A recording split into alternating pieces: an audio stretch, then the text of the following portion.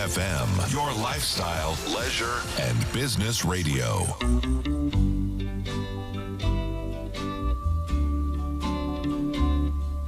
We thank thee each morning for a newborn day, where we may work the fields of new mown hay. We thank thee for the sunshine and the air that we breathe, O Lord. We thank thee. Thank thee for the rivers that run all day. Thank thee for the little birds that sing along the way. Thank thee for the trees and the deep blue sea, O Lord. We thank thee. Oh yes, we thank thee, Lord, for every flower. Make mistakes, but don't quit. As we trod on this path of life, it is not out of place that we would occasionally stumble. It is to be expected, actually. We're not perfect beings, and our world is far from a perfect one. God wanted us never to forget this lesson, so he gave us the best teachers to keep reminding us. Toddlers, yes, toddlers, little children. Observe them as they learn to walk. They fall, they rise. They fall, they rise, but they keep going. They are always in motion. Children learn to walk by walking, not by sitting and doing nothing. And as they walk, they fall, but they rise again. What changes in us so that by the time we turn adults, we begin to expect things to happen without us making any move, without taking any action? What changes in us? We will be most displeased with a child who refuses to rise up and walk just because she fell a few times. The parents will be most displeased. But are we not doing the same if we allow a few mistakes to cause us to quit? Yes, so you stumbled, and so what? It was a civil rights leader, Malcolm X, who said, stumbling is not falling. Stumbling is not falling. American political strategist Chester James Carville Jr.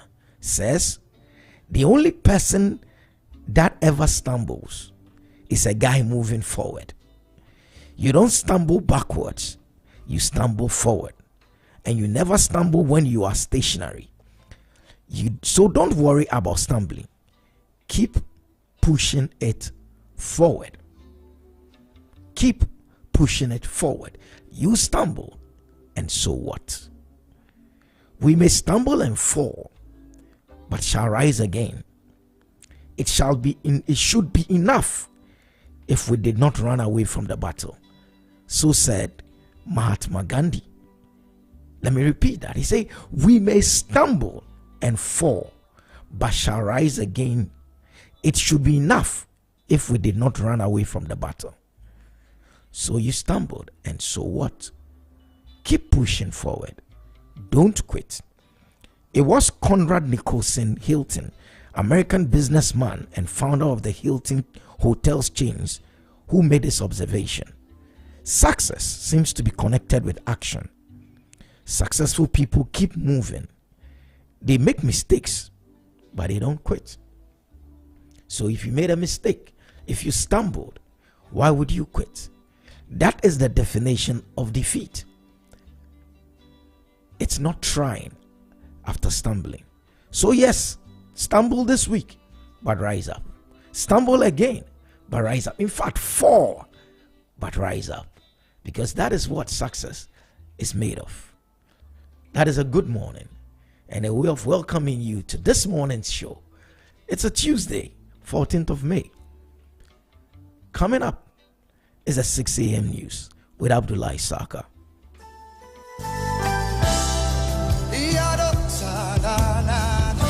It's your lifestyle, leisure, and business radio.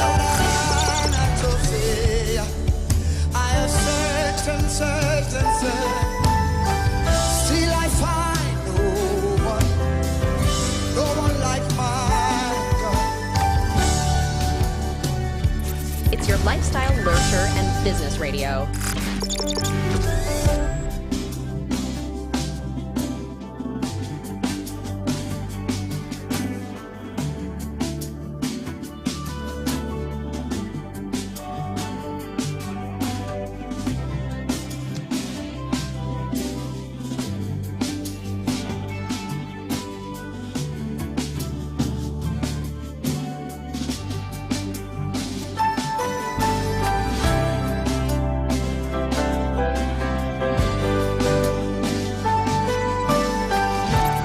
Lifestyle, leisure, and business radio.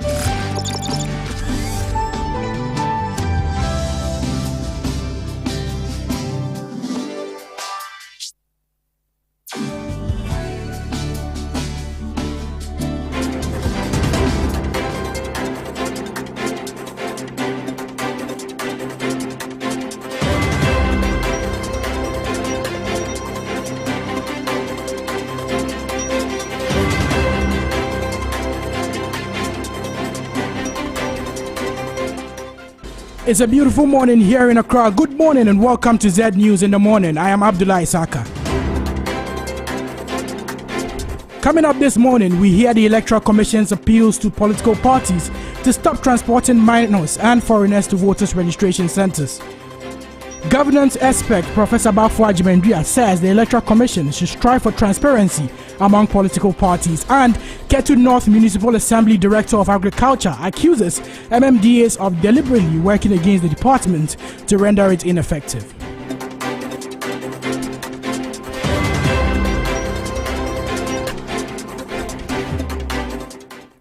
Now let's settle for the details.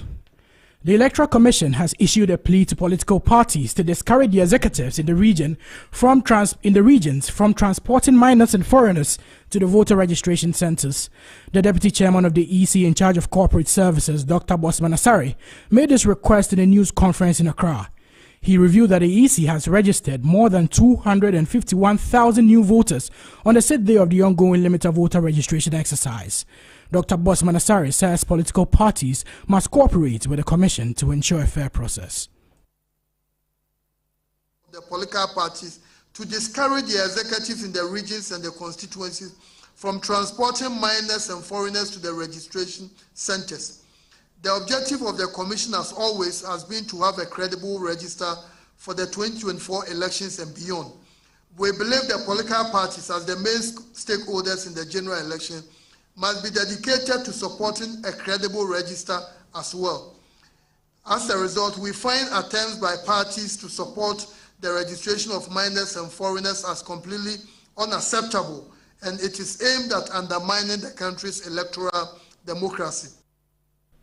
He added that the Commission has resolved all technical challenges and therefore encourages new registrants to do so in their district offices. We wish to use this opportunity to tell the political parties and Ghanaians in general that the technical challenges we had have been resolved, and the Commission believes anyone who wants to register as a voter should be able to do so in his or her district. The Commission welcomes constructive criticisms from the political parties and the civil society organizations that will go a long way to strengthen our work. That was Dr. Bosman Asare, who is the Deputy Chairman of the Electoral Commission in charge of corporate services. In a related story, governance expert Professor Bafo Ajimendria says the Electoral Commission is to strive for transparency to ensure that there is no mistrust between the electoral body and political parties. His comments come as the NDC has expressed dissatisfaction with the EC regarding the current limited voter registration exercise, some missing laptops and the EC's failure to provide the serial numbers of the biometric voter registration kit, among other things. Professor Ajimendria called on the EC to engage with the political parties. I think it's also true to say that in some ways the current court has not been a bit too transparent. It has not been transparent enough, I should say, with the way it is managing the process. There was a time this commission was insisting on its independence and therefore will not let doesn't match to what other stakeholders were issues that they were raising. But I think whilst we should respect the independence of the commission, we should also understand that the commission is there to serve the best interest of it. Yes. So I guess I'm saying that the commission should be transparent, especially as we approach the elections. It's very important that it finds a way to relate very, very quickly and peacefully and transparently with all the key stakeholders here being the two principal political parties, and of course on the other political parties. That was renowned governance expert Professor Agyeman Bafo-Odua. Still on elections, the Director of Communications at the Africa Electoral Institute, Augustus Keneshan, has issued a timely reminder to young citizens who have recently turned 18 to register for their voter identification cards without delay. In an interview with Zed News, Mr. Eshan emphasized the importance of early registration, citing challenges faced by the Electoral Commission that may hinder last-minute registrations. The EC's limited registration exercise were dwarfed by technical challenges, including non-functional equipment and network challenges.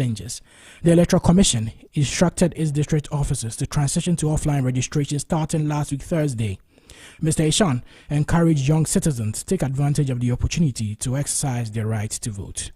If you are lucky to have the opportunity to be 18 and have the opportunity, as the Constitution says, it is better you do it immediately, because it is likely that anything could happen. There could be light-offs, there could be internet issues, there could be breakdown of machines, there could be breakdown of the system, naturally, system itself, and there could be a lot of things. So it is better you don't wait till the last minute, so you will not be disappointed. It is an opportunity for the offer given by the country and the Electoral Commission. So it's better you do it now, so you don't go get yourself disappointed. That was Augustus Ken Eshan, who is the Director of Communications at the Africa Electoral Institute. Away from that, government says the newly appointed MD at the National Investment Bank, Chinebu Akodia-Foku, has the expertise and track record to resolve the problems of the ailing bank. The appointment has sparked criticism from some civil society organizations and the minority in parliament, citing ethical reasons. But government spokesperson on governance and security, Dr. Prograve Boakye-Dankwa, told Zed News that a new MD has the credentials to turn around the fortunes of NIB. The president has had to look at the expertise of this gentleman within the banking industry, realizing some of the teething challenges that NIB has had over the years. And I'm very confident that the president did one of the best decisions for NIB the times that we find ourselves. I disagree entirely. I think that the polity of this country is extremely bipartisan, and I'm looking at the competence of this gentleman. Of course, he's a member of the ruling NPP government, but first most, he's a Ghanaian. That was government spokesperson on governance and security, Dr. Prograve Boakye-Dankwa. The Ketu North Municipal Assembly Director of Agriculture, Mr. Lovelace Kujoto, has accused metropolitan, municipal and district assemblies of deliberately working against the department to make it ineffective in providing extension services to farmers. Mr. Kujoto said extension services had been fraught with many challenges, including inadequately resourcing the agri department. Speaking on the occasion of the International Day of Plant Health 2024 in the Volta region, Mr. Kujoto said the situation is frustrating. Service delivery of agri department has not been running smoothly. It is fraught with a lot of basic challenges, and this is largely due to the fact that in practice the metropolitan, municipal and district assemblies are unwilling to accept district departments of agri as their departments, and therefore provide them with adequate resources to carry out their core mandate of agriculture extension. Recruitment of agriculture extension staff at the district level used to be done by the MOFA. This function is now carried out by the local government service. And when local government service recruits staff for MMDAs, agriculture class is always the last to be considered, after other classes such as budgets, planning, internal audit, administration, and other services have taken their lion's share. Most municipal, metropolitan, and district assemblies also refuse to release Government of Ghana funds meant for agriculture department for their mandated activities. This trend of affairs cannot guarantee large coverage of extension for healthy crop production, for increased yield in crops, livestock, poultry, for improved income and livelihood for agricultural value chain actors. He recommended that the departments of agriculture should be given back to the Ministry of Food and Agriculture government, which is bent on seeing improvement in the agricultural extension. My considered opinion that the Department of Agriculture should be given back to the Ministry of Food and Agriculture if you want to see improvement in agricultural extension services. If this is a mission impossible, then the necessary authorities should ensure that metropolitan, municipal, and district assemblies adequately provide resources to the district departments of agriculture for effective and efficient extension work, as our dream to be food secured will continue to be a mirage. That was the Ketu North Municipal Assembly Director of Agriculture, Mr. Lovelace Kudoto. The Greater Accra Regional Police Commander has invited actress and producer Yvonne Nelson, along with two conveners, to a meeting on Wednesday, May 15, to discuss the upcoming Doomsday Must Stop vigil planned for May 25. The invitation follows Yvonne Nelson's notice to the IGP informing the Ghana Police Service of her intention to hold a protest against recent power cuts that have plagued the country. Yvonne Nelson took to social media to announce her plans, posting a letter co-signed by two others indicating their intention to hold a vigil at the Revolution Square from 8:30 a.m. to 12 midnight. This is not the first time Yvonne Nelson has taken a stand against power outages. In 2015, she organized a massive demonstration against Doomsday under the John Mahama administration and is now seeking public support for a similar event. Now, on the international front, Rwanda's government has denied accusations that an armed rebel group alleged to have carried out a grenade attack in Burundi's economic hub, Bujumbura. At least 38 people were injured in Friday's attack, Pierre Nkurikiye, the spokesperson for Burundi's Interior Ministry, said. Rwanda's government dismissed the allegation on Sunday, saying it has absolutely no connection with the attack and had no reason to be involved in it. Red Tabara, the group accused of executing the grenade attack, has also denied responsibility, saying it does not attack innocent civilians. Rwanda's relationships with neighboring nations Burundi and the Democratic Republic of Congo have become strained in recent years. Both neighbors have accused Rwanda of funding rebel attacks in their countries, but Rwanda has repeatedly denied these allegations.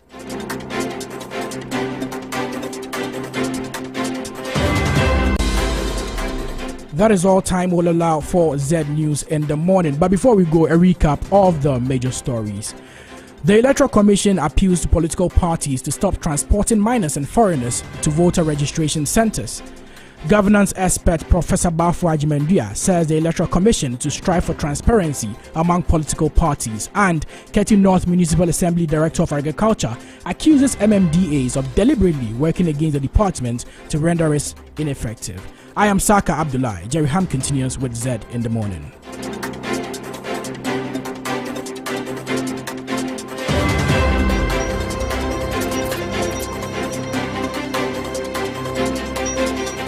In the heart of Accra, nestled in the vibrant neighborhood of East Legon and New Beacon, a 360 multimedia firm has emerged. Introducing Zed Multimedia. With a steadfast focus on lifestyle, leisure, and business, we set out to bring high-value oriented programs that captivate the taste and desires of our audience. From the captivating airwaves of Zed 101.9 FM to the dynamic visuals of Zed TV and the innovative realms of Zed Digital and the incubation of advanced technological knowledge at Zed Tech, every facet of modern media is meticulously curated to engage and inspire. Also, let's not forget the New Finder newspaper, now under the Zed Multimedia umbrella, delivering insightful journalism with a business focus. Join us on the journey where innovation meets inspiration, where lifestyle meets leisure, and where business thrives. Change is here. Zed Multimedia, your lifestyle, leisure, and business platform.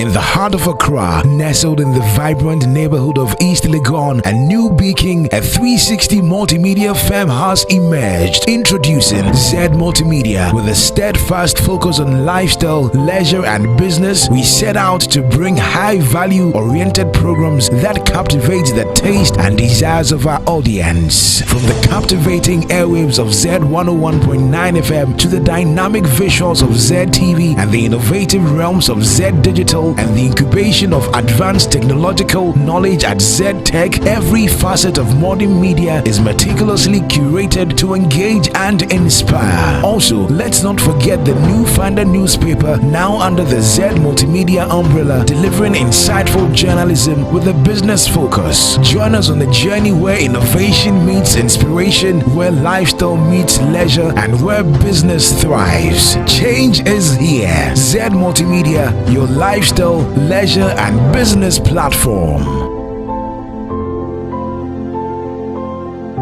Grateful to see this day. Good morning, good people. Aquaba to your favorite morning experience on radio, that is. Aquaba to the show that's making morning radio a lot more pleasurable to listen to. It's a show that is redefining early morning radio.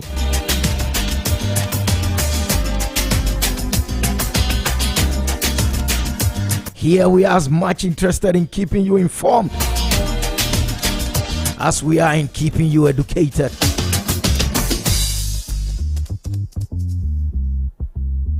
Educated on the very important issues affecting you. We go behind the scenes to talk to those making the news, those reporting the news, those consuming the news. We help you make better decisions. We're truly interested in what is of interest to you. Yes, we are. The venue is the House of Zion. The address is number 6 Anyete Street. Yes, East Legon, Accra, that is. The dial is 101.9 FM. It's your LLB radio. Lifestyle, leisure, and business. The show is Zed in the Morning. Yes, the host is Jerry Helm. We're most honored to have you with us this morning.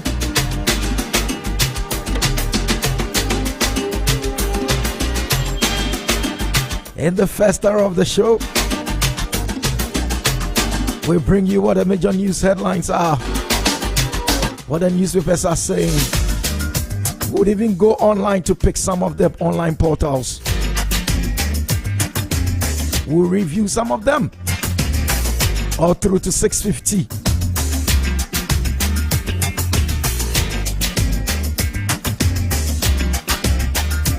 At 6:50, Z Sports comes your way with Nyakwe, the sportscaster. What is happening in the EPL is going to bring us all of that. Nyakwe takes us to 7. Z Business News comes up at 7, and that brings us into the second hour of the show.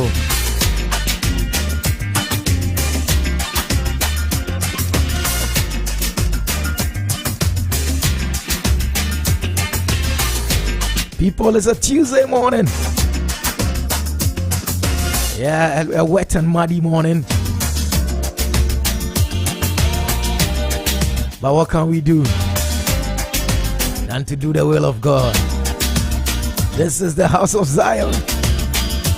Let's get the show on the road. God is good all the time. Here we go. God is good all the time. He put a song of praise in this heart of mine. God is good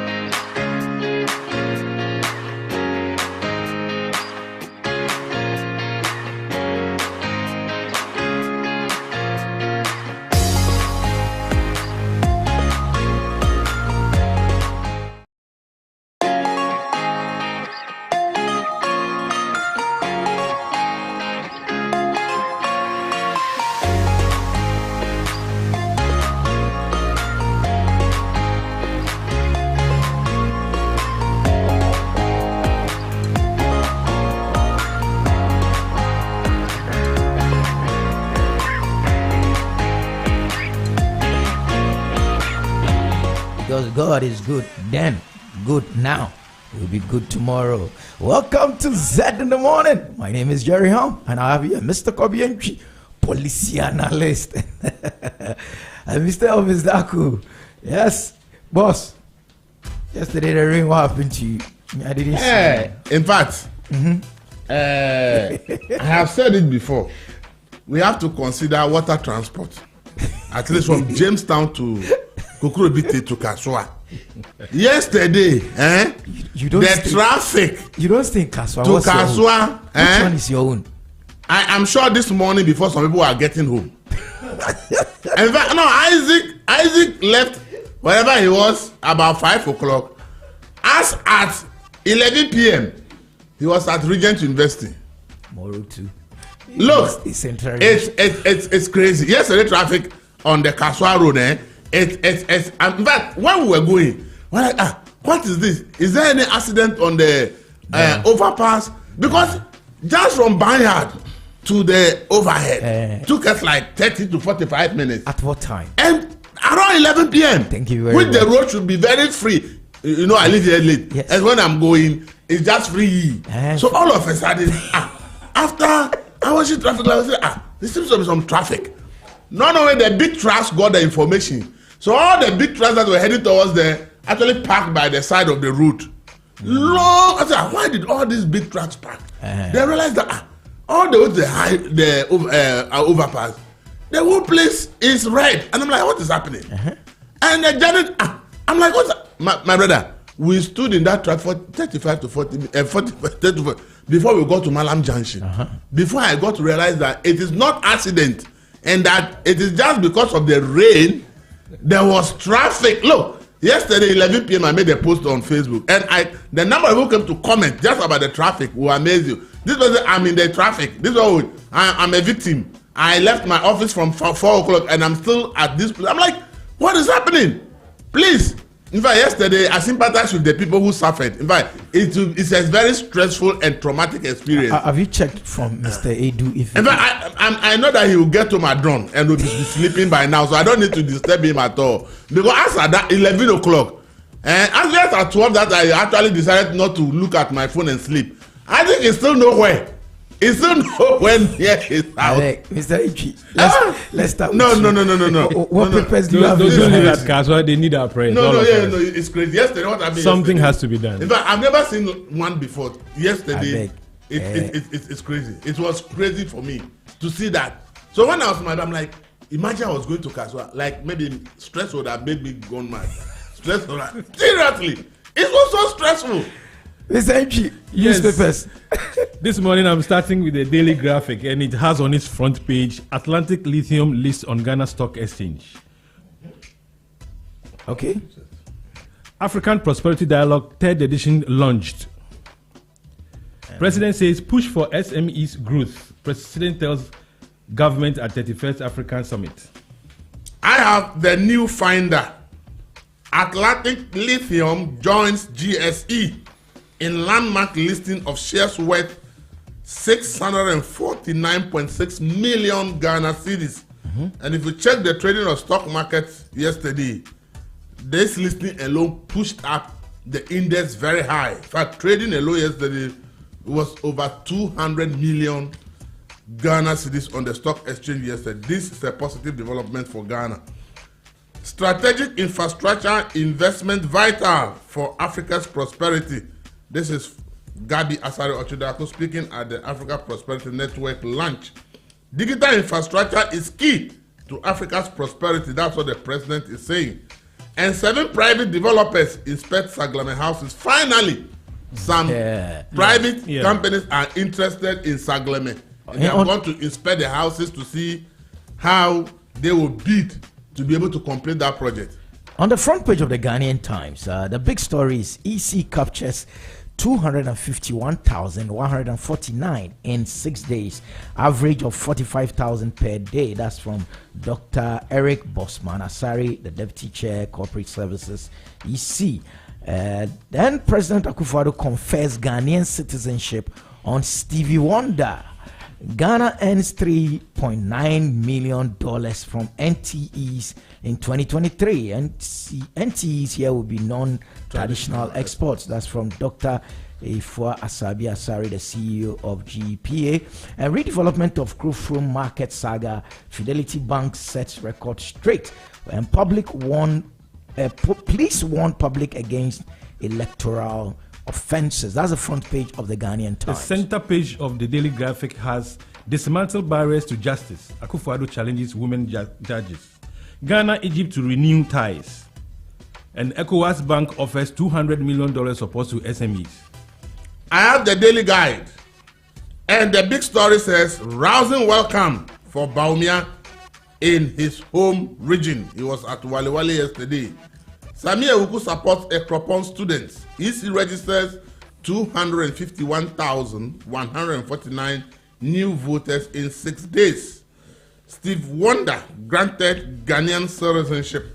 And Nana pushes for Africa's digitization. That is the Daily Guide. On the front page of the Daily Statesman, Bawumia intensifies grassroots campaign. That's a page 2 story. The new NIB MD had served as deputy since 2019. GRA boss poised to transform authority. And a big story on the front page of the Daily Statesman, unlock policy barrier holding us back. Akufo-Addo charges African leaders. And then APD, the Africa Prosperity Dialogues 2025, to tackle continent's infrastructure gap. Then 7 potential developers show interest in Saglame project. Gina Paul Lord's listing of Atlantic Lithium on GSE. That's the front page of the Daily Statesman. The Ghanaian Chronicle has on its front page, the new NIB MD is a qualified banker, and 7 construction firm inspect Saglame project. Nana Oye sues ex-husband for $1.5 million, accuses him of defaming her. I have the Daily Post. The EC has encouraged the busing of people to registration centers and registration of minors. That is what the Daily Post is saying. We should not import Western notion of womanhood to define us as Ghanaians. That is Prof. Nana Jane Opoku Ajiman speaking to women. A Blackwash shares more documents of sole source contracts awarded to the Bawumia brothers. And nursing trainees at Bono East, that's the big story. Nursing trainees at Bono East humiliate and shame Bawumia over Alawa. That is the Daily Post. On the front page of the Daily Dispatch, we should make sure our democracy is protected during elections. That's Asantini.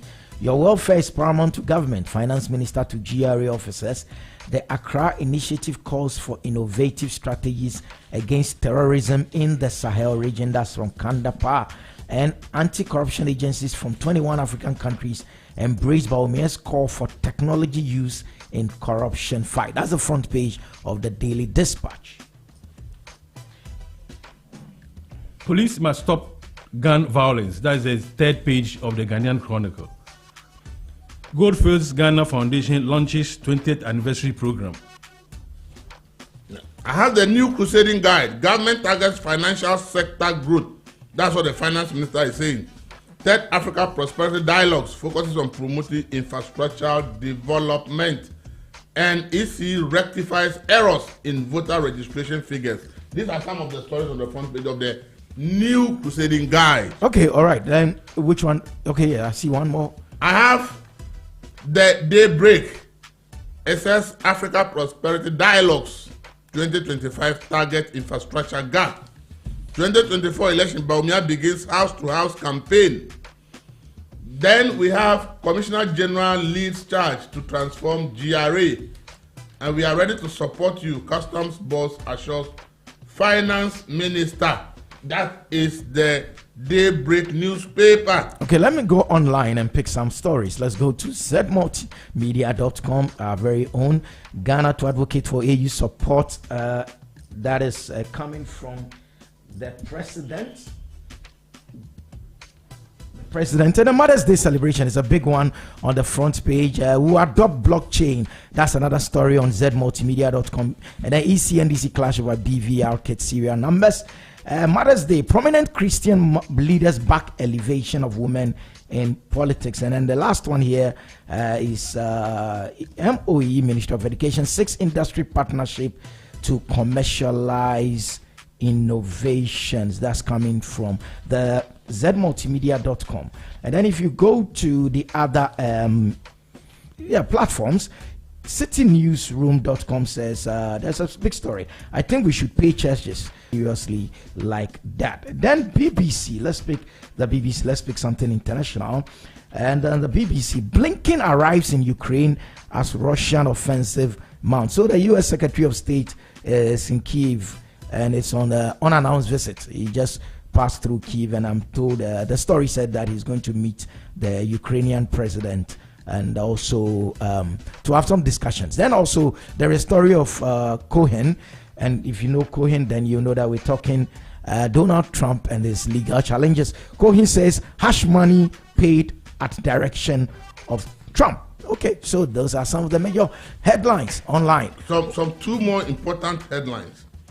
The Inquirer newspaper is alleging that the Ministry of Finance wants to build a new head office, and the cost has been padded, and the figure has jumped from $40 million to $26 million, and PPA is questioning how the price jumped from 14 to $26 million. That is the Inquirer. And the Anchor also has a very important story. Woes of kidney patients dipping as Parliament approves increase in dialysis cost. That is also on the front page of the Anchor newspaper. Okay, I mean, Mr. Nji, which story? I think I'll go for the Seglemi housing project, the expression of interest by private entities. You know, this investment really cost Ghana a lot. Mm-hmm. We're talking about almost $200 million. That's how much was approved by Parliament for the construction of the Seglemi housing project. The initial figures that went to Parliament was about 5,000 housing units. At the end of the day, what came out was about 1,500, which is far, far, far below what was passed by Parliament. So for me, this morning, once these 7 interested private firms have shown interest to take it as a private firms to develop it for the state and private partnership for people to be able to occupy those buildings, I think it's a very good practice. Were we given any details of these firms?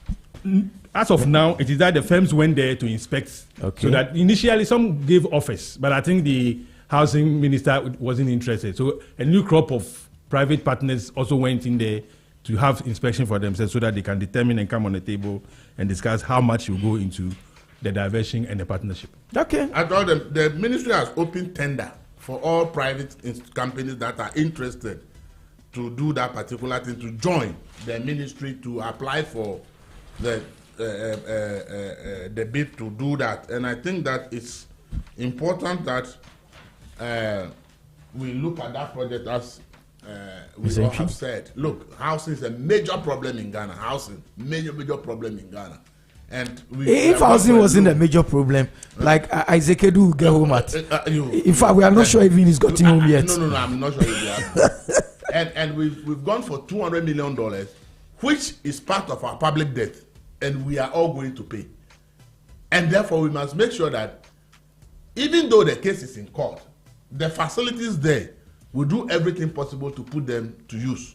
Because even if we have 1,500 out of the 5,000 that Parliament approved and the issue is in court, let's get what is there to be put to use once the court determine the fate of whether the money was misapplied or not. I think it's so important.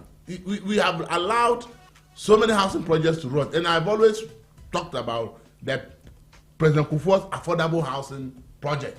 If you are entering Koforidua, Asokore Mampong, you will see these buildings with pillars still in the bush. I know that Smith has taken some of them, like in Kumasi and Boteman. They are trying to complete those ones and put them up for sale. But these are public monies. It's all of us, our money that have been invested.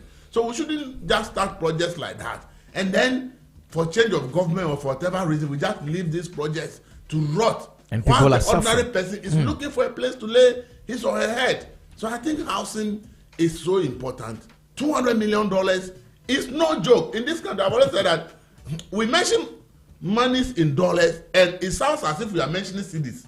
But dollar is not cedi. And if you mention $1 million in America, to say you are a millionaire in America, $1 million is a big thing. It's a big but deal. This country, we just throw out money just like that into projects.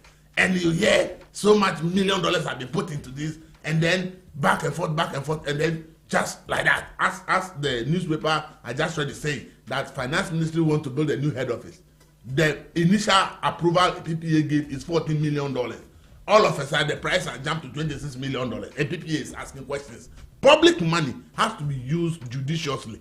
And therefore, this housing project, we must all look at it. And I want all of us to take into account, because I don't want a situation where after the contract has been awarded to someone to develop the place, now before we come and be asking questions, how was the thing awarded? The ministry has announced that they are looking for private partners to do it. They've opened tender, and they said they are doing everything possible to make sure that maybe by September, October, contractors will move to the site to continue to start work and complete the project. We should be interested in which companies, as you rightly said, are trying to bid for it, and then follow this process so that we don't wait till the thing is given to somebody and then years later we say, oh, the process that was used to give it to the person is not even fair. Who did this and that? This is what we have been doing. Things have been put out there. We will not follow it in detail, and then years later we now come back and now we are asking questions. This is the time for us to follow this process that the government wants to what? Put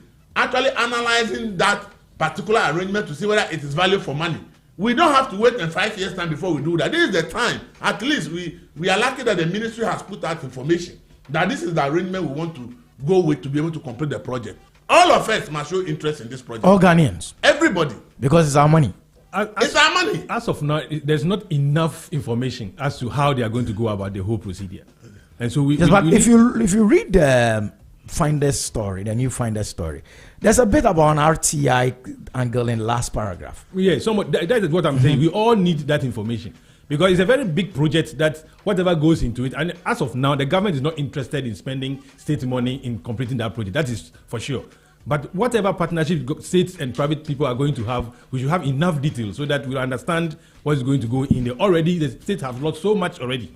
So anything that is not done with private people, the government must come clear so that we know exactly how much the state is spending again on that project. Okay, that's a good one, Mr. Dako. Let me find out from you. The listing of Atlantic yes. is why is that your front page story? This is a big news because we all say we want to benefit from mining in this country, but we say we don't have the money. We keep giving the concession to foreigners, and a lot of these companies are not even listed on the stock exchange to even give part of the shares in the company to ordinary Ghanaians, so that in the future, if the company becomes very successful, there will be some Ghanaians who are also enjoying part of that success. And that is why I think this decision by the government to make sure that this company lists on the stock market, to me, is very important. One, we have included in the deal that they should have some form of refinery and do some kind of work here. And now we are saying, get on the stock markets with time, give Ghanaians the opportunity to actually also own shares in the business. For me, it's good. Already, the Minerals Investment and Infrastructure Fund has actually bought shares. They've actually paid $5 million, and they are going to add additional $27 million to actually increase the share to about $32 million in the project. If a state fund is owning shares to that amount in the company, it's good news, because it means that when the company becomes profitable, part of that profit, apart from the 10% carry interest that we'll have in the deal, the royalties, the 1% for development and other things, the profitability of the company itself, part of it also comes back to Ghana. And I'll pray that when it gets to a point where the opportunity will be given to individuals to also own part, people will be happy to also buy shares. See, these are some of the ways mining can benefit us, because now the profit will not be taken away to pay dividend to only foreigners, but then there will be locals that will also benefit from that dividend. That is one way to make sure that the mining benefits us. If we can't have the entire money to do all the investment, but others will come and do it, we can also own shares and benefit from the profit through dividends and other means. To me, it's a very, very big decision, and I hope and pray that this will be the new direction for government. A new model that everybody that is going to go into our mining sector, if we have to give you the concession as a foreign company, these are some of the clauses we should put there, so that all the profit you make does not leave this country just for foreigners to be enjoying the benefits. That's a good point. I mean, that's a good point. And I want to come in by saying that the emphasis still for me should be on refinery. Stock exchange, yes. Yeah. But the initial agreement has less emphasis on refinery. We've suffered that aspect in all our natural resources for far too long.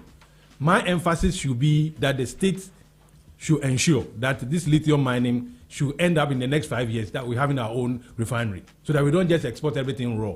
Just have a refinery here in Ghana that will also create employment for people. That's a good point. Right now, the quantum that we have, that the argument is that it's not enough for us to have a refinery in Ghana, but future finds and they expand, there will always be a refinery. And to be frank, this government has done something in the mining sector, at least for the bauxite sector. All the contracts, the concessions that have been given, refinery is part of it. So that is the issue. And I agree that lithium is the big green mineral, because we are all saying, let's leave the fossil fuels and go into cleaner environment.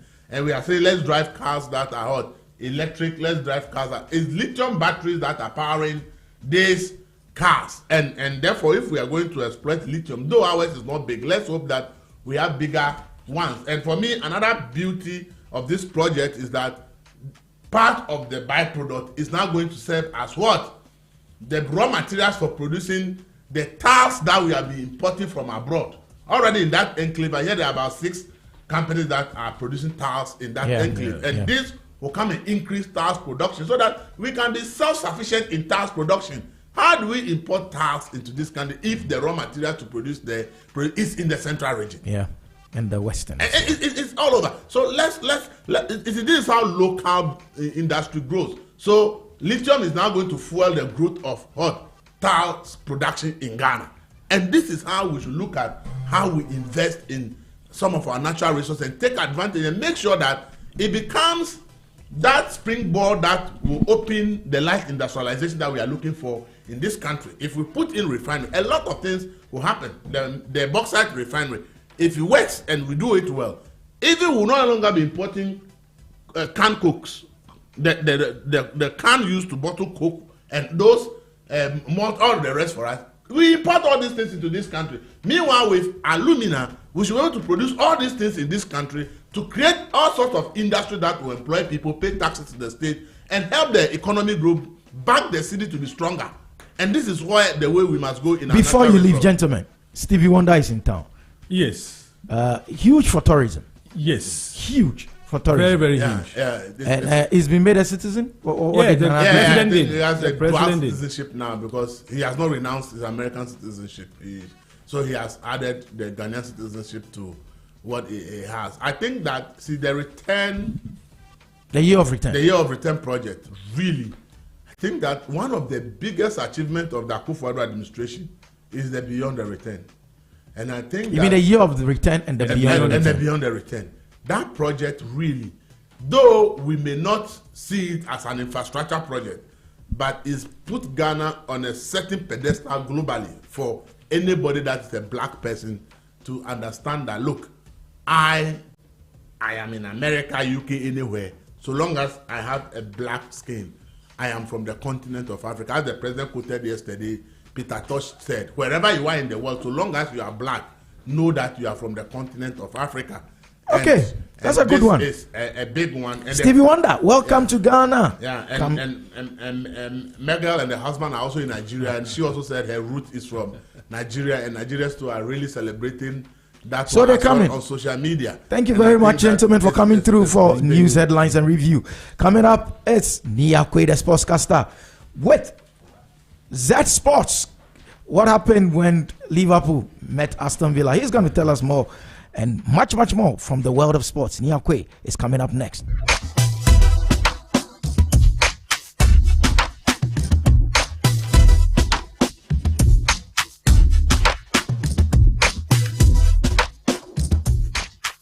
is met, so this is positive. Williams, Kudus, the Korean joy did not last for long.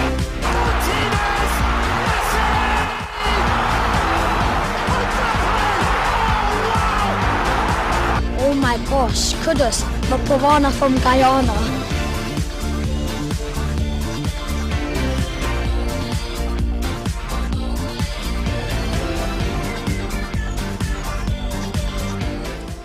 All right, so it's 6:50 on the dot. Good morning to you if you are just joining Z101.9. My name is Niakwe, the sportscaster, and it's a sports segment, another installment where we take you around the globe and bring you all the action from the world of sports. Coming up in our headlines this morning, His Excellency, the Vice President of Ghana, Dr. Mahmoud Bawumia, yesterday cut the sword for the construction of the Gambaga Sports Complex. Now, John Duran sparked the dramatic Aston Villa comeback against Liverpool. What an entertaining night it was. And still in the title race, Ange Postecoglou insists Spurs will not roll out the red carpet for reigning Premier League champions Manchester City tonight.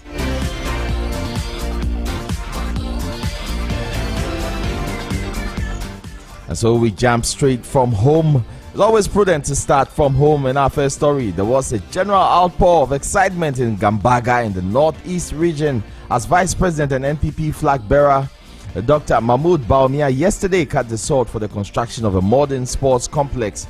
The project is aimed at providing modern sporting facilities for the youth of Gambaga and its environs, as well as serve a social center for the entire community. A couple of months ago, Dr. Bawumia also commissioned the sports complex named Nasheriga Sports Complex. He personally built in Nelerigu for the community and its environs. Also, the contractor for the project, Wembley Sports, has promised to complete the project, which is being funded by Ghana Gas, in exactly 5 months.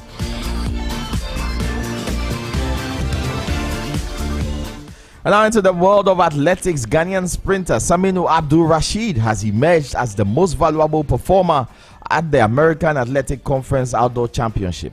Abdul Rashid dominated the events by winning gold in the 100-meter dash, 200-meter, and also 4x100-meter men's relay race. In the 100-meter race, the Ghanaian won by running a personal best of 10.03 seconds in legal win time of 0.8 and ran a time of 20.34 seconds in the 200-meter race. It was a clean sweep by the University of South Florida, who had sprinters Chevrolet Reid and Jalel Crow finished second and third behind Abdul Rashid with a time of 20.34 seconds and 20.47 seconds respectively.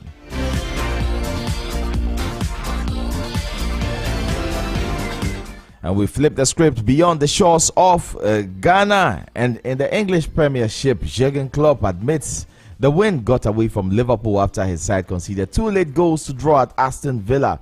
Klopp's final away game as Liverpool manager ended in a thrilling draw with Champions League chasing Aston Villa, who could have confirmed the top 4 finish with 3 points at Villa Park. Liverpool obviously down in the second half after Unai Emery ran his changes, and Jurgen Klopp his last away game for Liverpool, and he wasn't too excited, but he spoke to the press. Oh, I don't feel frustrated today. Obviously, this I know maybe I should, but I just don't. I'm really happy. Look, we all saw these kind of games before. We all saw games where one team is playing for absolutely everything, and qualifying for the Champions League means for Aston Villa probably everything, and one team was already fixed in a position they are in. And the challenge we had today, we had to show character and attitude, and the boys showed a sensational attitude. I love that you can dominate a game like we did here today and against a team. And when our Emery team is historically sensationally well organized, they wanted to be aggressive, they wanted to go for us, and they couldn't because we were that flexible. I like that a lot. We score early with some scrappy thing. I don't know exactly how the ball went over the line. Didn't see it properly from my position and couldn't watch it back yet.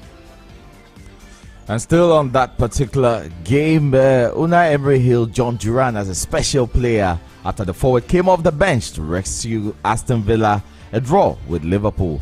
Duran came off the bench to score in the 85th minute and 88th minute to help Villa avoid what looked set to be a 4th straight defeat in all competitions. Unai Emery spoke to the press. Yes, John Duran is a potential player, and you have to try to help him, to get him when he's good guy, but he needs be behind him, pushing and trying to help and trying to be demanding with him, try to adapt, getting better and progressively our demands tactically as well. And I was pushing him, but when he can have some chances, he's really very clinical. And today was very important. His 2 goals very important. We are very proud of the season we did. It's not enough at the moment to get the 4th position, but.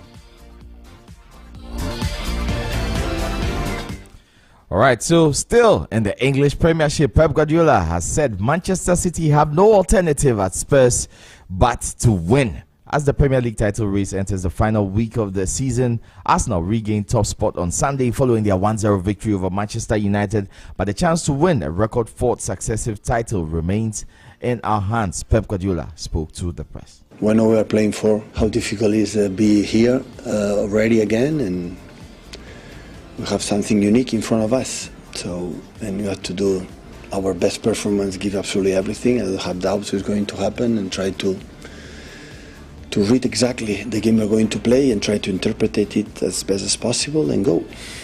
So you don't think that they're more relaxed, more confident this time than they've been in the past because they've been here and done it before? The right tension and the right focus has to be there. No, you play these games at the time of relax. It's a big problem. So we need to demand the best. So maybe they are going to play, it depends on today, for the qualification for Champions League. They have a lot of a huge target for them, you know, and in the same time we have a huge target as well. Still on that particular game coming up tonight, Ange Postecoglou will never understand any Spurs fans who wants their team to lose, even if it helped deny Arsenal the Premier League title. A win or draw for Spurs against Pep Guardiola's side will put North London rivals Arsenal in pole position to finish ahead of the defending champions, courtesy of a superior goal difference from the Gunners. Well, he spoke to the press also. What, 50%? 20%? 1%? Just give me a rough estimate in your mind. I don't know. You don't know? We Okay. will find out. So let's answer a question we don't know the answer to. Yeah, that's fine. People are allowed to feel the way they do, but I think I've been, again, really consistent, and I think really strong in my beliefs that, you know, it's important for this football club to get to where we want to you know, not look for some silver bullet that's going to get us to where we want to. It's hard work, it's perseverance, it's resilience, it's quality that'll get us what we want. Not to fall for any sort of false dawns or any short-term result reactions. Stick to the course. And thirdly, know what real success looks like. Real success looks like trophies. Anything else in between, bragging rights, whatever it is absolutely meaningless. And so a game of football is there to be won over 90 minutes, and Spurs will give it their best shot, says Ange Postecoglou. Moving on to our next story, Gareth Southgate has described rumors linking him with Manchester United as a complete irrelevance as he gears up for England's challenge at Euro 2024. Erik ten Hag's future in charge of United is a subject of speculation at the moment and could be determined by their Premier League finish. His side are currently 8th, which would not be good enough for European qualification with 2 matches left against Newcastle United and Brighton. Gareth Southgate wasn't too impressed with the reports and spoke to the press. I don't have any vision of what next year will look like, because everything for me depends on this summer. Everything geared towards how do we win this tournament. We're clearly one of the teams that can win it. There's big expectation, which is completely understandable given what we've done over the last 5-6 years, and so we're, you know, very comfortable with that expectation. It's brilliant that our supporters are excited about the team.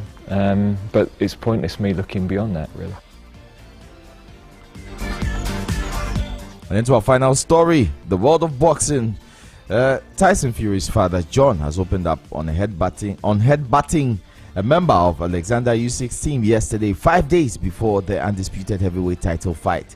The incident in Saudi Arabia, which left John bloodied, was caught on numerous cameras, as well as Usyk's nutritionist Mileko Chachenko.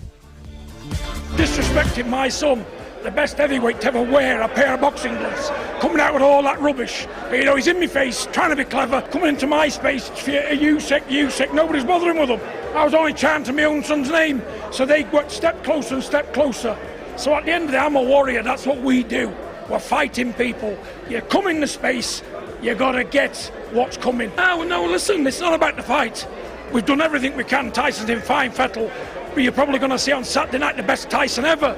But this is what he comes off.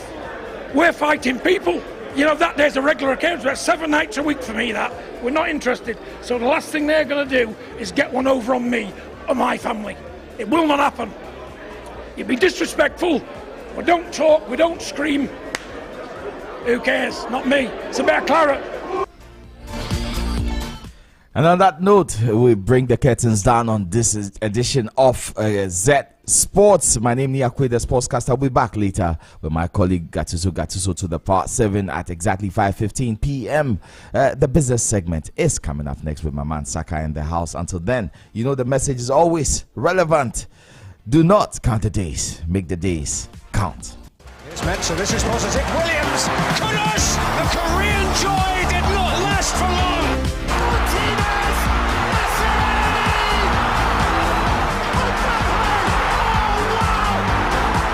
Oh my gosh, Kudos, Mapavana from Guyana.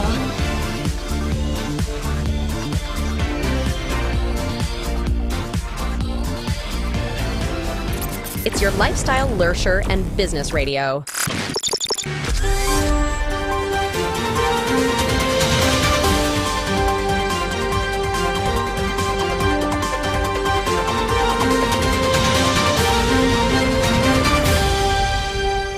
Hello and welcome to the business news segment here on Zed in the Morning. I am Saka Abdullahi. This morning, in this bulletin, GIPC is optimistic about technology transfer to Ghanaians. On the stock market yesterday, MTN Ghana, Total, and Atlantic Lithium drove GSE upward. Tesla Capital will bring us more on that story. And on the international front, US bans China crypto miner, Mine One Partners from nuclear base area. Let's begin.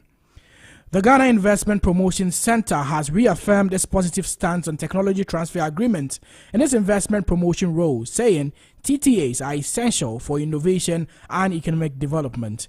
Speaking at the ongoing 3i Africa Summit in Accra on the theme, Dialogue on Technology Transfer Agreements and their Impact on Economic Growth, officials of the GIPC maintained that the center encourages TTAs to facilitate technology transfer between foreign and local enterprises. Head of Legal Division at the GIPC, Nalamle Olin Lindsay, stressed that the center required registration of TTAs to ensure compliance with Ghanaian laws and regulations. TTAs are very critical to Ghana's economy because they provide a framework within which companies in Ghana can receive valuable critical services from outside Ghana to help their companies grow and expand. So the reforms of the law covers a number of aspects of the GIPC Act. They cover our registrations, they cover the thresholds that foreign companies must meet before they come to the country. They cover areas where formerly were restricted for only Ghanaians. We've looked at that area and expanded it. And also for TTAs, we look at the framework within the law. They seek to make it easier for companies to register their agreements with us and make it more effective and more valuable for their enterprises.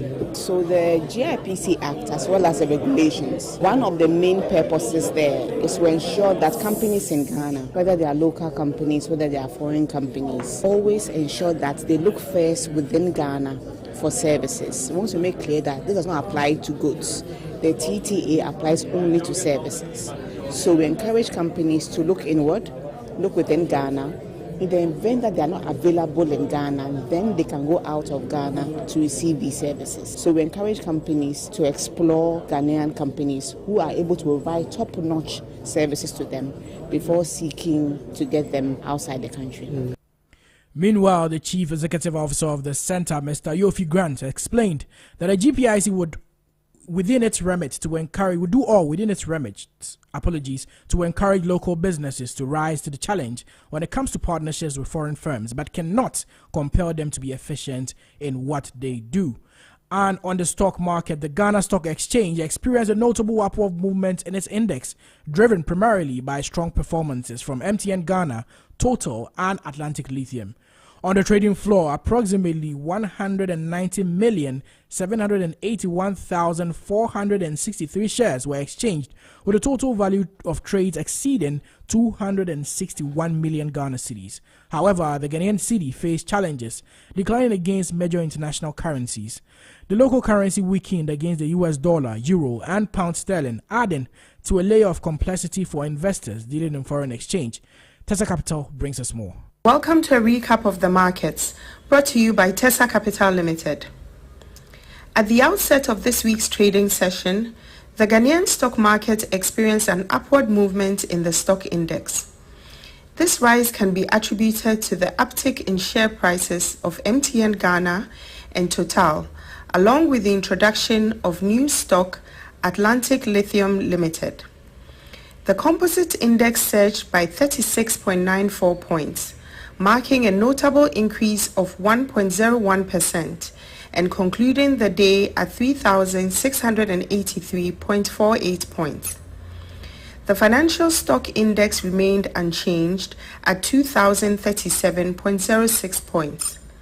Market capitalization also saw a significant uptick of 4.08%, closing the day at 83.2 billion cedis.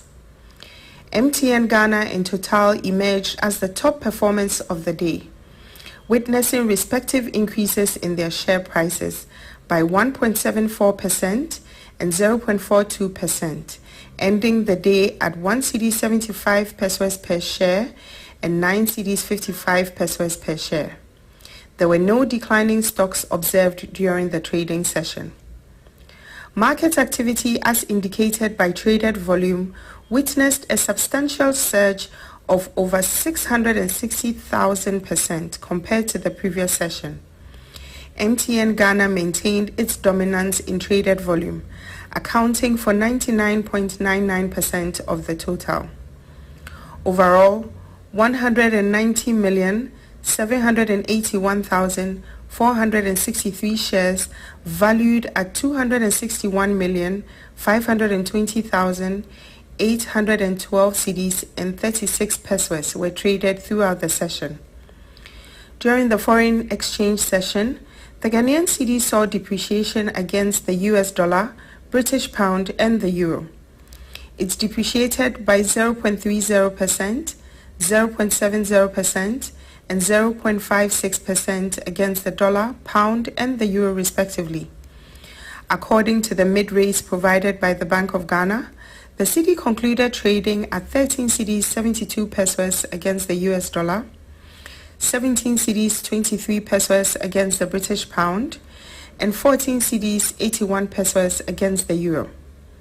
This brings our review to an end, and from all of us at Tessa Capital, make it a great day. Visit us online at www.tessacapital.com or call us on 050-154-6859 for more information. Tessa Capital, grow your wealth. Tessa Capital is a leading financial institution in Ghana, and we thank them for those insightful market updates. On the international front, U.S. President Joe Biden has ordered a Chinese-owned cryptocurrency miner and its partner to sell land they own near a U.S. nuclear missile base, citing spying concerns. Mine One Partners, which the White House says is majority owned by Chinese citizens, has been given 120 days to sell the property, where it runs a crypto mining operation. The land is less than a mile away from an Air Force base in Wyoming, where intercontinental ballistic missiles are stored. BBC News has contacted Mine One Partners and Chinese embassy in the U.S. for a comment. Francis E. Warren Air Force Base in Wyoming is home to Minuteman 111 nuclear intercontinental ballistic missiles. Mine 1 bought the land close to the military base in 2022 and later installed cryptocurrency mining equipment. The Committee on Foreign Investment in the U.S., a powerful body that scrutinizes deals for national security threats, was not notified about the purchase by the company, the U.S. White House said. Authorities were alerted to the transaction after a tip-off from a member of the public.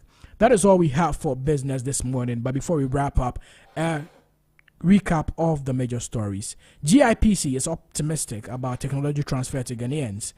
And on the stock market yesterday, MTN Ghana, Total and Atlantic Lithium drove the GSE upward.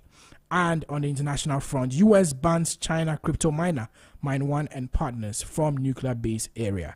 I am Saka Abdullah. Jerry Ham continues with the show. It's your lifestyle, leisure, and business radio.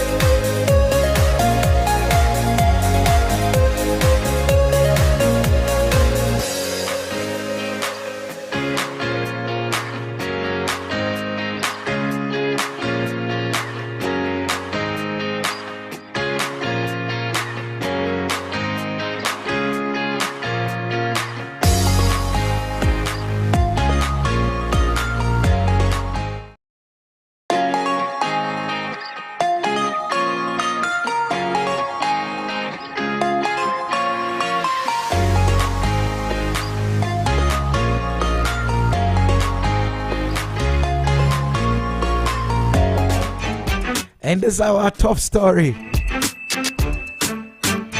What's the big news going on in town today?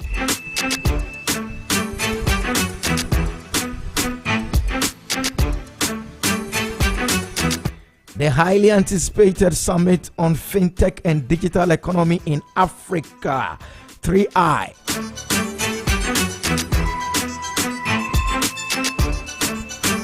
It is a big deal.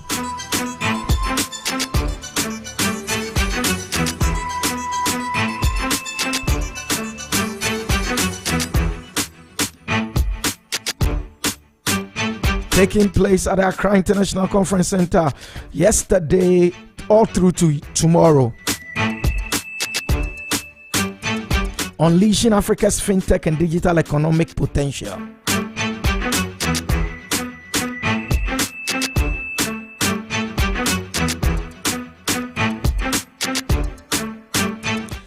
$4,000 participants are expected, surpassing the initial target of 2,500. Among the attendees, 3 heads of state, 10 governors of central banks, over 150 chief executives and senior executives of fintechs and financial institutions from across the globe. This is a big one.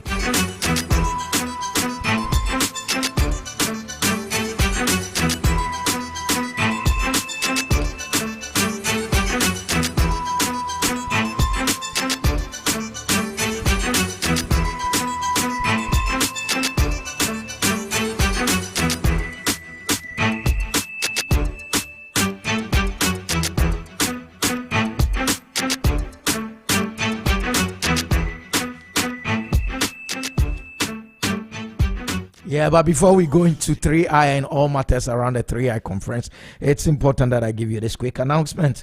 Ever imagine a place that is in sync with your lifestyle? Yeah, you know, this lifestyle is in business radio, so that would definitely be a question that would come up.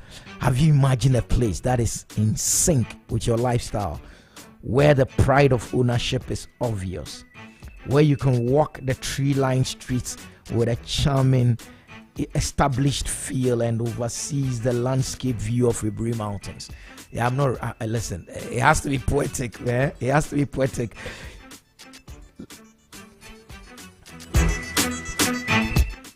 All these are provided by your number one leading private real estate company of the year. Lakeside Estate is giving you the golden opportunity to become a homeowner at the Lakeside Hills. Yes, Lakeside Hills, a place so safe and secure. You get a sense of calm and ease, fostering a family-friendly neighborhood.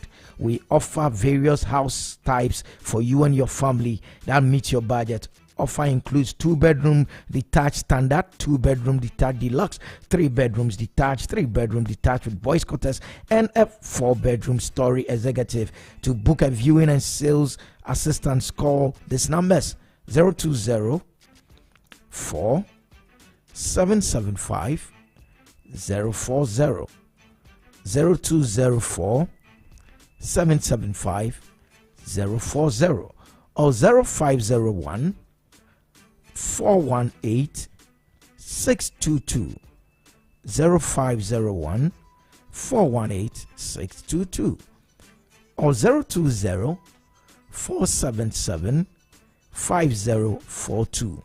That's 020 477 5042. So those are the numbers. Call Lakeside Hills.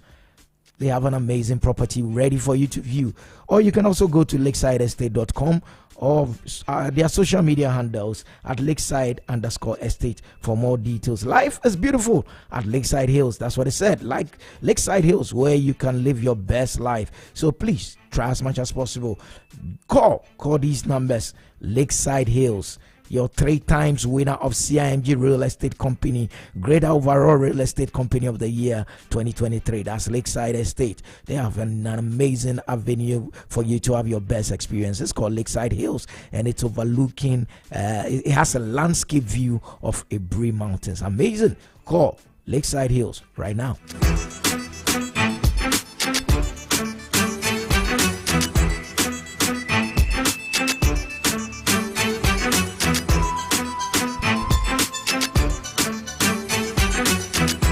Listen, investing in business is no joke. It is not a walk in the park because money is hard to come by, which is why when you put money in a business, you expect the business to make returns. But how would a business make returns if your sales are not at the level they should be? How would your business make returns if things are not working the way they're supposed to? Which is why it's key, it is important that you do the very best thing that you have to. What is that? Bring your brand before the right audience, which is why ZFM and the New Finder newspaper want to do exactly that for you. They are combining to put you on radio and also in print just at the same time. ZFM and the New Finder newspaper, they want to be the voice of your business. So call this line. Are you ready? Are you ready to take the number down? It's 0544 351019, 0544 351019.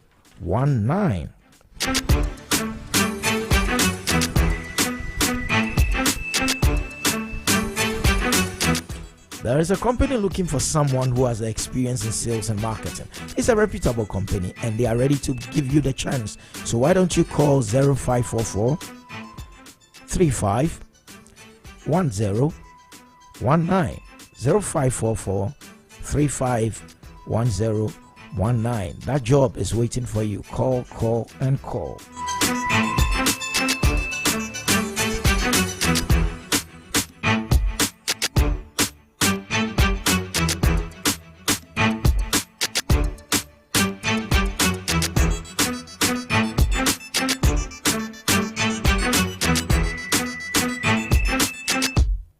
You know, the very best of programs, the very best of shows on radio in terms of lifestyle, leisure, and business are found at only one place, only one dial. That's 101.9 FM, 101.9 FM. That is Zed.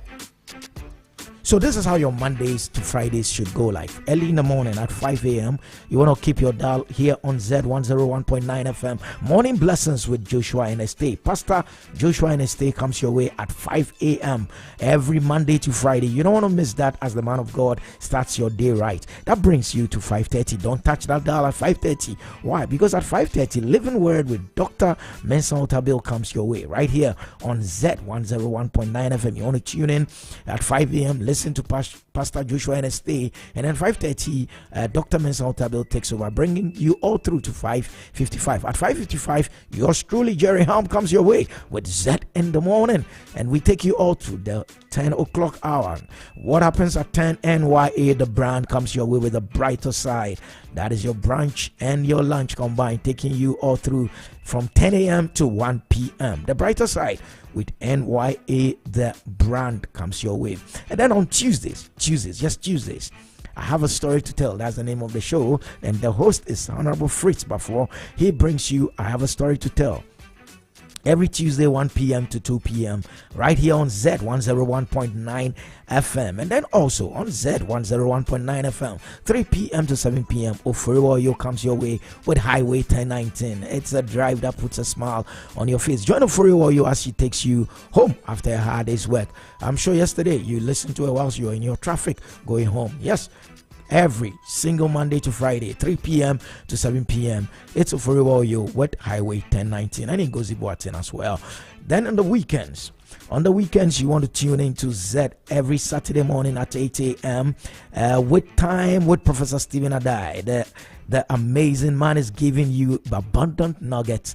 Why? What are abundant nuggets? He's giving you wisdom to make your life a lot more exciting and a lot more fruitful.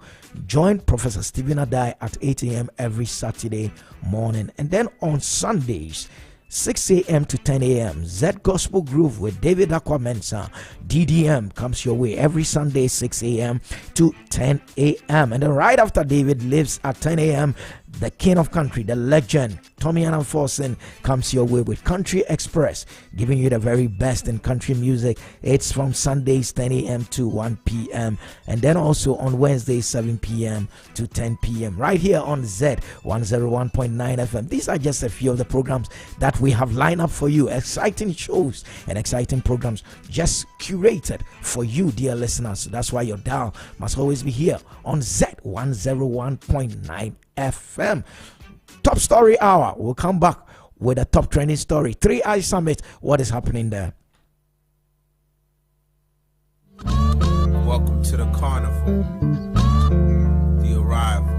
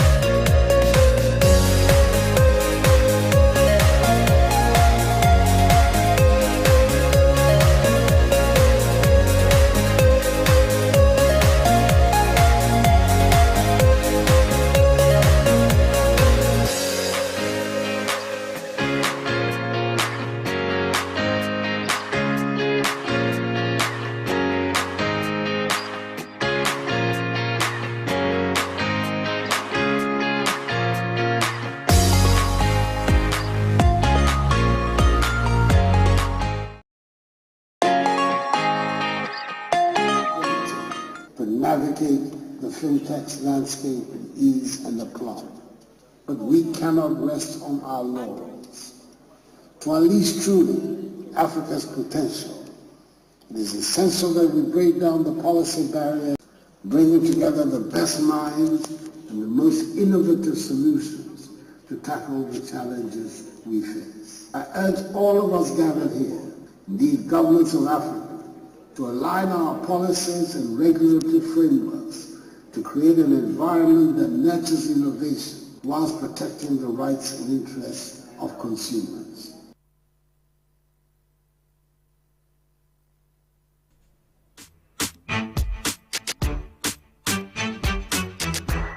Yeah, so you heard the president. It's clear that if we are to catch up with the rest of the world, tech is one of the biggest ways we can use to do the overleaping and over jumping to catch up with where they've left us.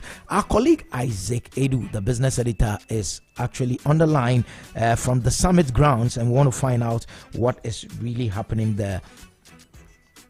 Good morning, Mr. Edu.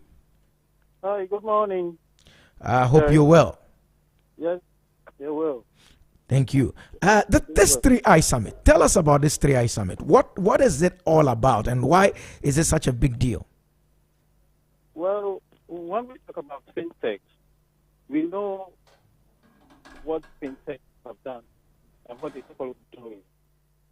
So over the years, there's been a lot of talk about investing in digitization and making sure that we use technology to lift Africans out of poverty.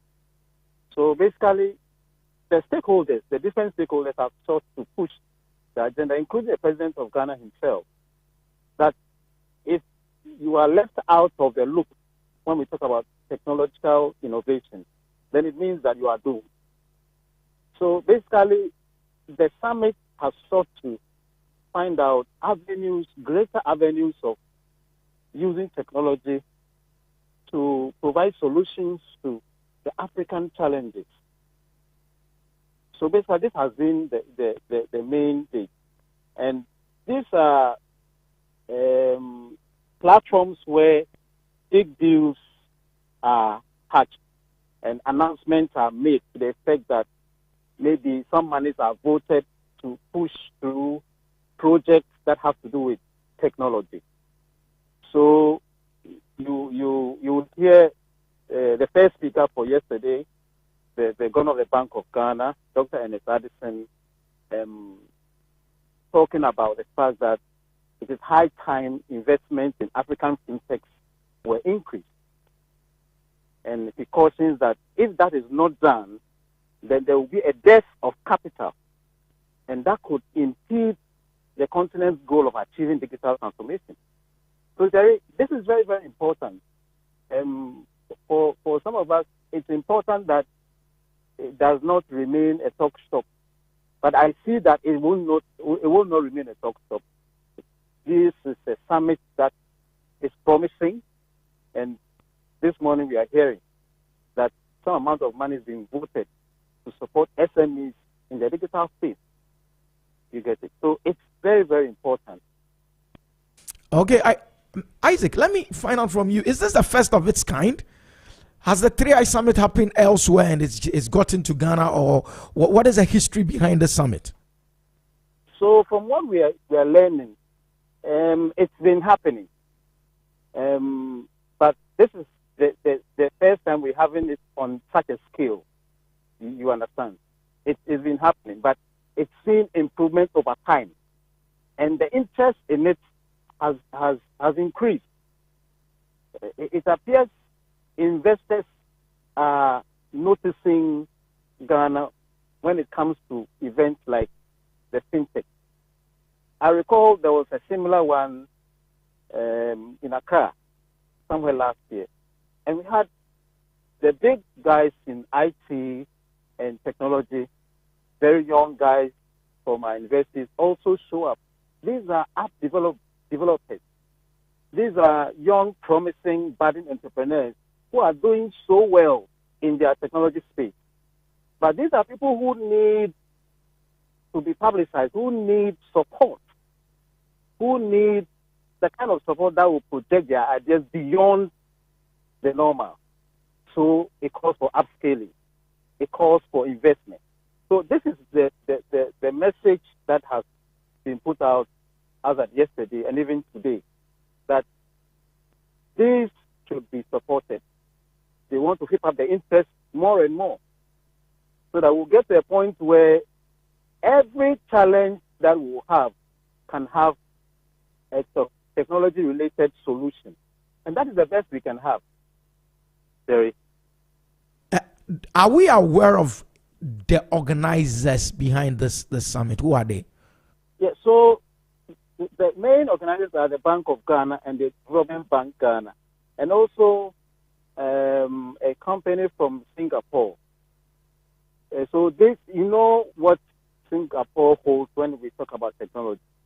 And so I believe this is a powerful synergy. It's a powerful synergy that ought to be maintained.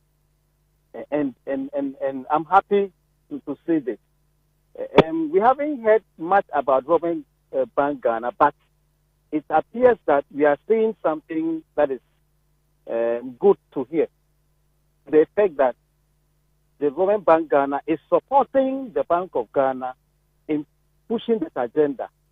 We can only hope for more. Jerry.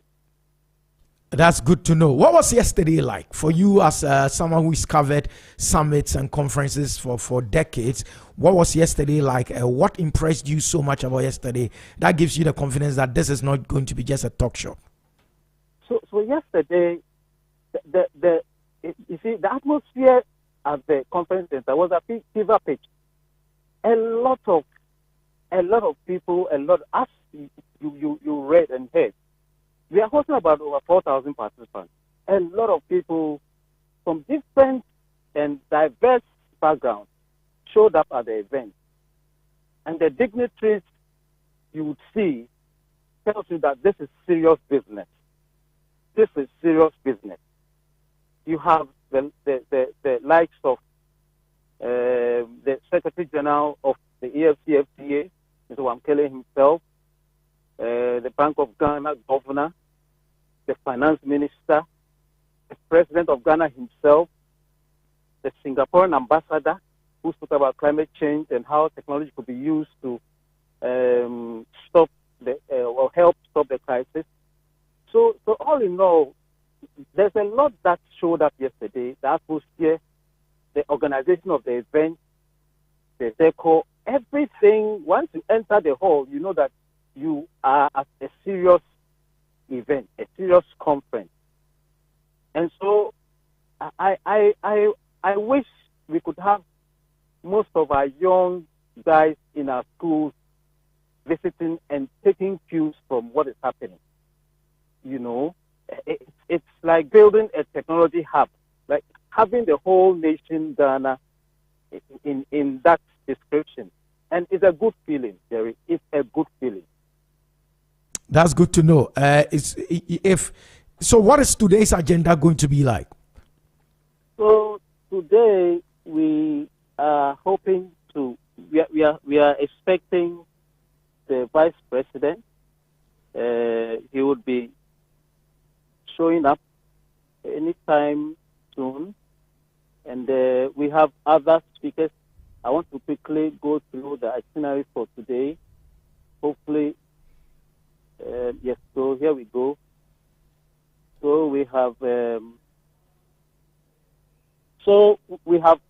topic like FinTech for Inclusion Forum coming up today. We have the 3I Africa Dialogue on Digital Assets. And then we have Tech Cabal. Can you imagine? Tech Cabal Workshop. The case of Ghana as Africa's Innovation FinTech Headquarters. We also would have Women in Tech Conference. You can imagine. We have Agriculture and FinTech Forum. And then we have a roundtable conference as well. So we have a full plate today. We have a full plate today. That's quite interesting. In terms of participation, if you do a cursory look around yourself, What percentage of participants that you are seeing are made up of women because of the women in tech thing that you spoke about? I can hazard a guess and put it at somewhere 50%, if not a little bit more. But there are a lot of women participants. I'm not sure yet how many are tech focused. So it will be good to find out, and it will be good to know that a lot of them are tech focused. But here we are. There are a lot of women participants, Jerry. That's quite interesting because if there's a special session for them, then you would expect that women are expected to also play a very important role in the tech space. Among the speakers, are there female speakers within the list that you have? Yesterday, today, tomorrow? So the list of speakers is not yet out, but I can tell that with the Women in Tech conference, we are going to have women speakers as well as men. It is largely going to be led by women. I would confirm that, but as we speak, we don't have the list of speakers as yet beyond the vice president coming. Okay. The need for infrastructure on which tech would ride has been one of the topical issues whenever tech and innovation is mentioned, especially with regards to the African continent, because of the deficit of infrastructure. Has this come up at all in this conversation, and what are they saying about building the right infrastructure on which this technological leap would take place? So there have been different discussions open from yesterday, but we recall how our president spoke about how important investing in digital infrastructure is. It hasn't come up very well as a debate yet, but it is likely that we might be seeing more of that today and tomorrow. But I only believe that the president's message did go down well, because it appears that usually we don't seem to attach too much importance to how it is relevant that we have the infrastructure set up. Because without the infrastructure, we are virtually going nowhere. It will be as if you are operating in a vacuum. The infrastructure is key to leveraging technology for solutions to our basic problem, which is poverty. But then setting up investing in infrastructure is about money. And so it is good to hear that investments are being made, or there's a call for investments to be made in infrastructure, Jerry. That's a very important call, because without infrastructure, another key point when it comes to digitalization is the issue of regulation and safeguarding consumer information and rest. Has someone touched on it? So I have not heard that yet, but I do know, and I'm aware that the Bank of Ghana has given that position very clearly. And so, you see, the Bank of Ghana exists to protect consumers, and that is very key. Yes, it is good to, have a good feeling about the fintech and different kinds of products in the tech space. But the Bank of Ghana has always cautioned that we ought to be careful, that we don't, especially with the issue of blockchain, the crypto stuff. The regulator is leaving no stone unturned to make sure that consumers are not hoodwinked, and you don't have miscreants come in. In the whole convoluted thing about IT technology, and we have issues with cyber crime and stuff. So regulation is very key. we are yet to have a feel of it in this summit, but in previous summits, I am aware, and I've heard the Bank of Ghana caution that it will not waste time in stamping its authority when it comes to fraud and people who seek to take advantage of the good things that are happening around us when we talk about tech and then messing us up, Jerry. Yes, one of the things that we are told that this particular summit would do is to integrate fintech and agric. Because, you know, in Africa, our agric is so risky that agric financing is something that many finance houses will shy away from. And so there is expectation that fintechs would be able to help de-risk the agriculture value chain. Have you heard anything in that direction as well? Especially based on the fact that Ghana is set to be an agro-biased economy, so we should focus more on that. What have they said so far concerning that? So, Jerry, that is yet to come strongly. So far, nothing has been raised to that effect. But then again, I'll still say that it is not new. Technology, the use of fintech and tech in agric is not new. What it is that experts or analysts have sought to raise the issue that we need to go beyond just speaking about it, conferencing about it, and take pragmatic steps to see agric, you know, do well based on fintech, based on technology. Okay. We do know that there are a lot of applications done by young ones that are being applied in agriculture, but it appears it's in silos.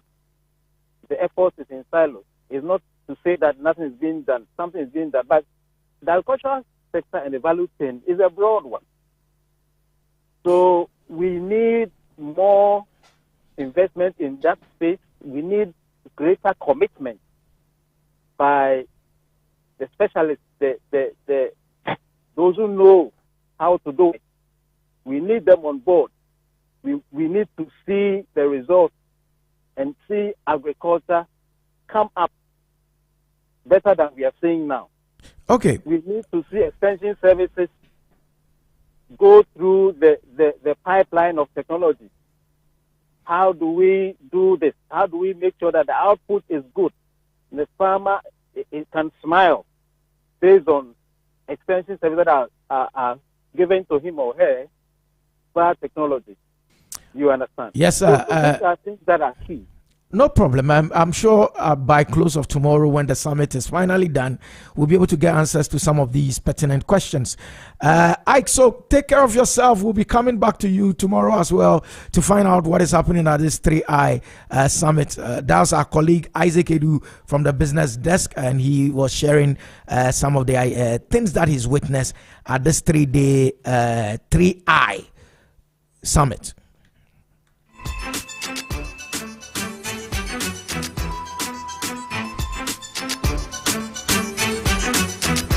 Yeah, that was Isaac Edu coming into the studios. Our go-to tech guy, Abdullah Saka, is also here. Let's find out what he knows about this 3I summit and why it's such a big deal.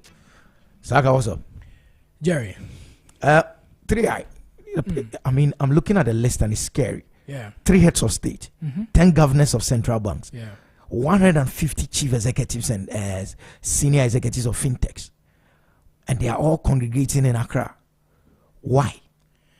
Jerry, it's important that with the way the world is evolving, it's important that we take something like fintech very important, because we cannot keep relying on the old ways of handling finances or handling the financial markets and all that. It's important that we embrace technology in this space, especially in the financial space, because I mean, people are now looking for ease of payments. People are now looking for ways to invest smartly. People are now looking for how to invest with data, data-backed investment, and all these comes through fintech. So it's very important that heads of states and technological giants and financial institutions come together to have a dialogue, have conversations on how we can improve the fintech space in Africa. Because elsewhere in the world, they are doing it. And as the president said, if we want to catch up with the rest of the world, the only way we can do that is through technology. Technology is the great equalizer. Everyone has the opportunity to benefit from it. It is not a natural resource that one country can have and another country doesn't have. It's an equalizer. It puts us all on the level playing field. So it depends on how much investment you're willing to do in that space to see growth in all sectors of your country. So it's very important that, and it is not surprising that heads of state and big financial institutions and tech giants are taking fintech very seriously, because it is truly the future. That's quite a huge gathering. That tells you how important this is. But my worry is this whole thing turning into a talk shop. They can come talk, and then what? You see, so yes, it's true. I mean, most of the time, you see, when these big shots meet, it's mostly just talk. But it's important that this goes beyond just the talk. I'm sure by the end of the 3-day event, there will be some very interesting conversations and some very insightful discoveries are going to be made, are going to be shared on this particular platform. And whether you are a policymaker or whether you are a financial institution, a technological company, there is so much to be gained from this particular summit. And at the end, I just hope it goes beyond the talk, because, see, fintech has a lot of applications. This blockchain technology, the vice president is talking about that. His vision is that Ghana becomes, the government of Ghana becomes blockchain based. It's fintech. It's through fintech, financial ledgers and all of that. These are fintech areas, and it's critical. It's crucial that this just does not become a talk thing, but the implementation is very important. And there are so many young people making incredible strides in the fintech space in Africa, and it's very I find it interesting that heads of states and policymakers are taking interest in this, because these young people need support. Last year, there was this company, Dash, that went down. Dash is a Ghanaian-owned fintech company. Was a Ghanaian-owned fintech company. Was able to raise $86.1 million in funding. The appetite is in funding, but it collapsed due to financial misappropriation and due to some policy constraints here and there when they were trying to implement. So you see, that is the importance of this this gathering. The heads of state look at cases like this and what they can do to ensure that businesses or entrepreneurs who come up with ideas like that don't end up like Dash. Because see, Dash, the vision of Dash, for instance, was to connect the entire Africa, payments in the whole Africa. You could be in Ghana and quickly make a payment to Kenya in seconds on an app where you can make payments easily in and out, whatever amount, smoothly. And you can imagine how that would have enhanced the business space, and how that would also make financial transactions easier. But it went down because they didn't have certain support, technical support. Because I'm sure the misappropriation happened because, we have all this money. We are newbies. $86 million. What am I to do with all this money? Yeah. You understand? But if policymakers were deliberate and intentional enough to say that, you know what, hey, you're a Ghanaian and you've raised this money. How can we help? You know what, we can do this, we can do that. We suggest this, we suggest that. We'll guide you through this process, we'll guide you through that process. Then we would have seen Dash succeed. Okay. And it would benefit the entire country. It would benefit the economy. So it's important that this summit just goes beyond just talk and we see real action. How important is a summit like this to your generation? Highly important. Highly important. As I said, now everything in the world is moving towards technology-based. There is investment apps. It's also an opportunity that whatever comes from this summit, if policymakers and financial institutions are going to put it into use or are going to implement some of the suggestions that come out of this, it's going to create a lot of job opportunities. because fintech also has to do with investments apps like Robinhood. There is this common investment app that a few young people are using out there.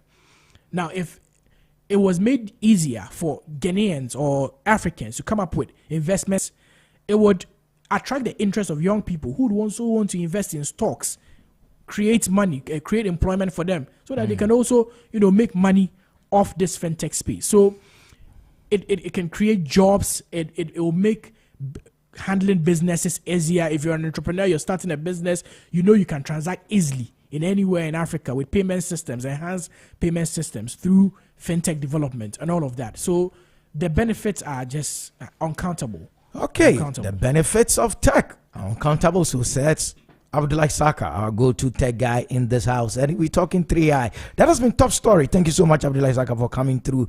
And I'm pretty sure either you go there today or tomorrow because you love tech. And everywhere they congregate, you would like to pass through. Then you come to us tomorrow with more information. Thanks so much for coming through. So we're done with top story. Coming up at 7:55. What happens at 7:55 is business briefs right here on Zed in the Morning.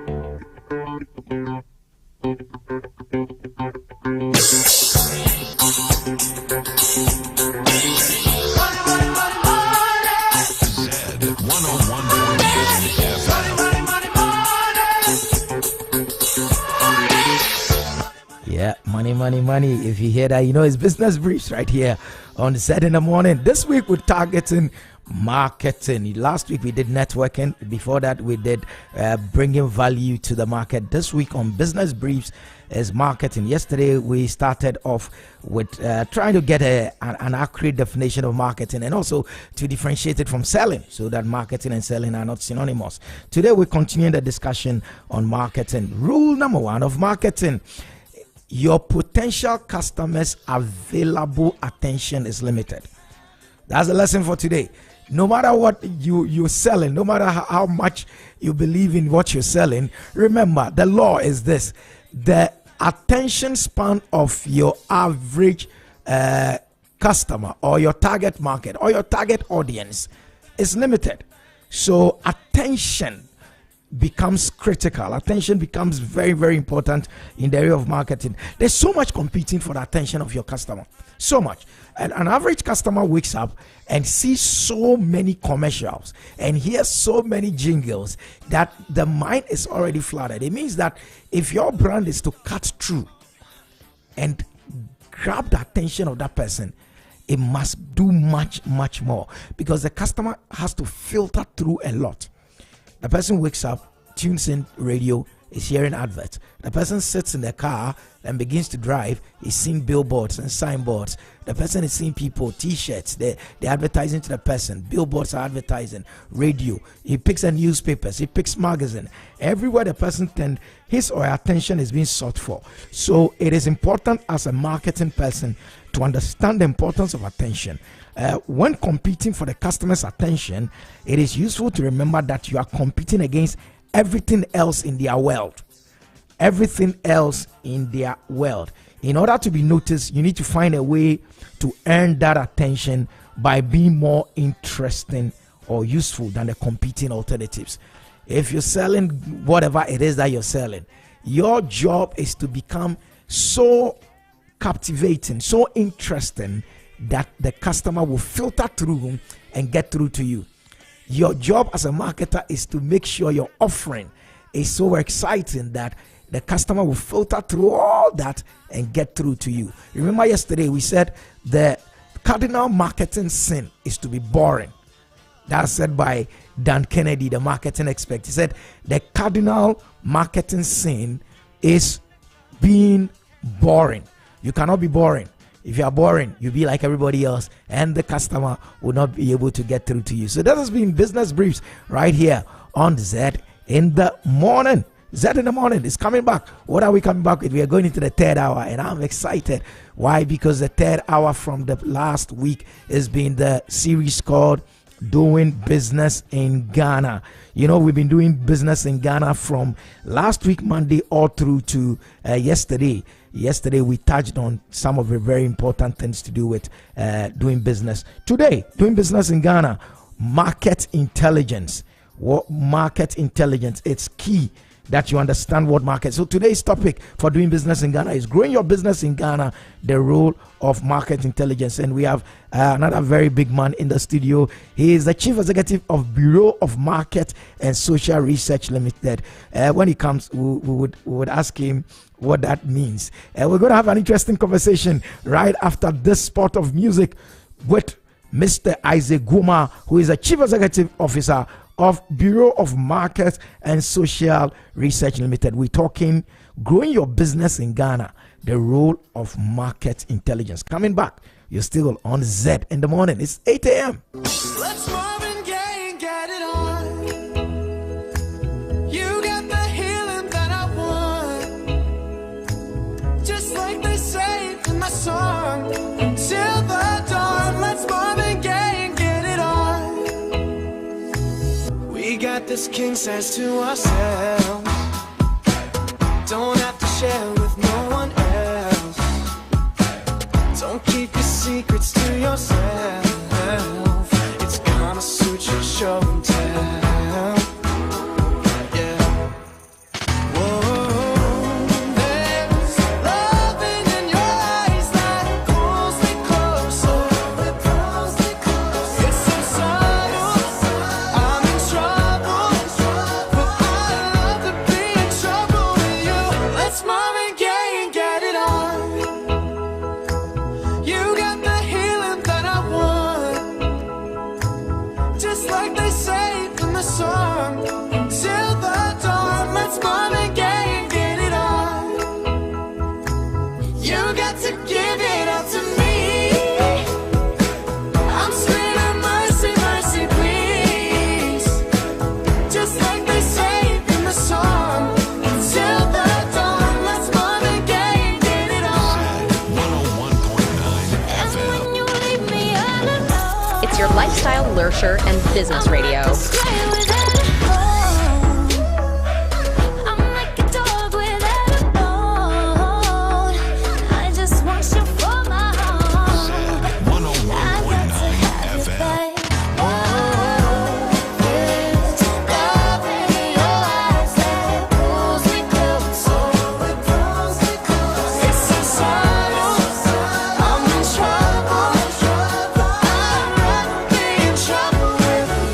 Marvin Gaye and get it on. Ooh, baby, I got that healing that you want, yeah. Like they say in the songs, on till the dawn, let's Marvin Gaye and get it on. It's your lifestyle, leisure, and business radio. You got that healing that I want, just like they say in the song. Till the dawn, it's Marvin Gaye and get it on, babe. You got to give it up to me. I'm screaming mercy, mercy, please, just like they say in the song. Till the dawn, let's Marvin Gaye and get it on, just like they say in the song. Till the dawn, let's Marvin Gaye and get it on. Let's Marvin Gaye and get it on. Yeah, Marvin Gaye, get it on Charlie Puth, featuring Megan Trainor. Very, very important that we begin the conversation by finding out from. So the name is Mr. Isaac Juma, and he is the Chief Executive Officer of Bureau of Market and Social Research Limited. And the topic for doing business in Ghana today is growing your business in Ghana, the role of market intelligence. Does the average Ghanaian businessman even appreciate what market intelligence is? Is it something he or she would pay for? We're going to find out all about that and see if the Bureau of Market and Social Research is really making a lot of money from something like that. Good morning, sir. Mr. Isaac Juma, you're welcome to Zed. Good morning, Jerry, and thanks for having me. You're not making too much money. Market intelligence. That's right. What is market intelligence? It's a good question, but it speaks for itself. Intelligence about the market. You see, when you take the Ghana context, I'm of course aware that you want to situate it within the Ghana context. When we talk about the Ghana context, we see too many instances where people just get up and do any business. I'm sure if you're in WhatsApp groups, I'm sure you may have seen instances where somebody will put a message on the platform. I have 50,000 Ghana cedis. What business should I do? Right? You've seen those instances. Yeah. So there's a lot of intuition or intuitive decision making when it comes to doing business in contexts like ours. Unfortunately, because of all that is transpiring now, okay, intuition does not cut it. It doesn't cut it. We need to move from intuition or intuitive decision making in business to evidence-based decision making. Unfortunately, a lot of Ghanaian businesses are not doing that. So time and again, you see businesses closing down. Okay, market intelligence basically means, having a structured, formal way, okay, objective way of collecting data and information to inform the commercial decisions that you make in your business. It's as simple as that, But obviously, in terms of scope, what we advise our clients, and when I get opportunities like this to speak on radio or to speak on the media, the advice that I give them is that, look, the days when you produce something and say, let me push it to the customer, or you say, I have this production capacity, so I'm going to, exploit that production capacity, put anything at all on the market, those days are gone. Now, anything that you're doing has to orient, has to come from a customer need. Okay. You understand? And how do you find that customer need? You go and ask the customer. You have to go ask them. You see what I mean? And remember that the customer and then the business that you're going to do are not going to be in isolation. You're going to be in an ecosystem, if I can call it that, a business environment. So even understanding how people who are going to compete with you are influencing the needs of that customer, that consumer that you want to have. Understanding how regulatory forces would shape the market. The people, if you are a producer of a product, the people in your value chain, the people who give you the raw materials, the people who help you distribute or who will help you distribute the products to the final buyer, you need to have an understanding of how these things are going to shape up, when you come into the market and then when you are operating in the market. I'll let you come in, and I'll of course, because as we go along, so we're finding out about customers. Yeah, we're finding out about the industry. We're finding out about the competition, regulators, everything. A whole 360 view of that market. Excellent. That's what market intelligence is about. Excellent. So collaborators, people in your value chain, right from the supply side and then from the distribution side, you need to understand the dynamics. You need to understand how, for example, if a major distributor switches to a competitor, how it's going to impact your business. You see what I mean? Sorry, go on. How do we in Ghana right now, as we stand here, where people are saying money is hard to come by? How many Ghanaian business entrepreneurs, people who want to get into business, would pay for market intelligence? It's a good question, and actually feeds into something that I wanted to say. There are two angles to it. One angle is the internal, having a market intelligence system that is internal, that feeds you with data and information. Of course, that will not be too expensive. You may need a department in the office, a unit, a table, a desk. Very good. Okay. It could be an individual supporting the commercial unit, who is tasked to do analysis, business environment, the customer, and so on and so forth. Okay? Then you have the external, which is where people like us come in.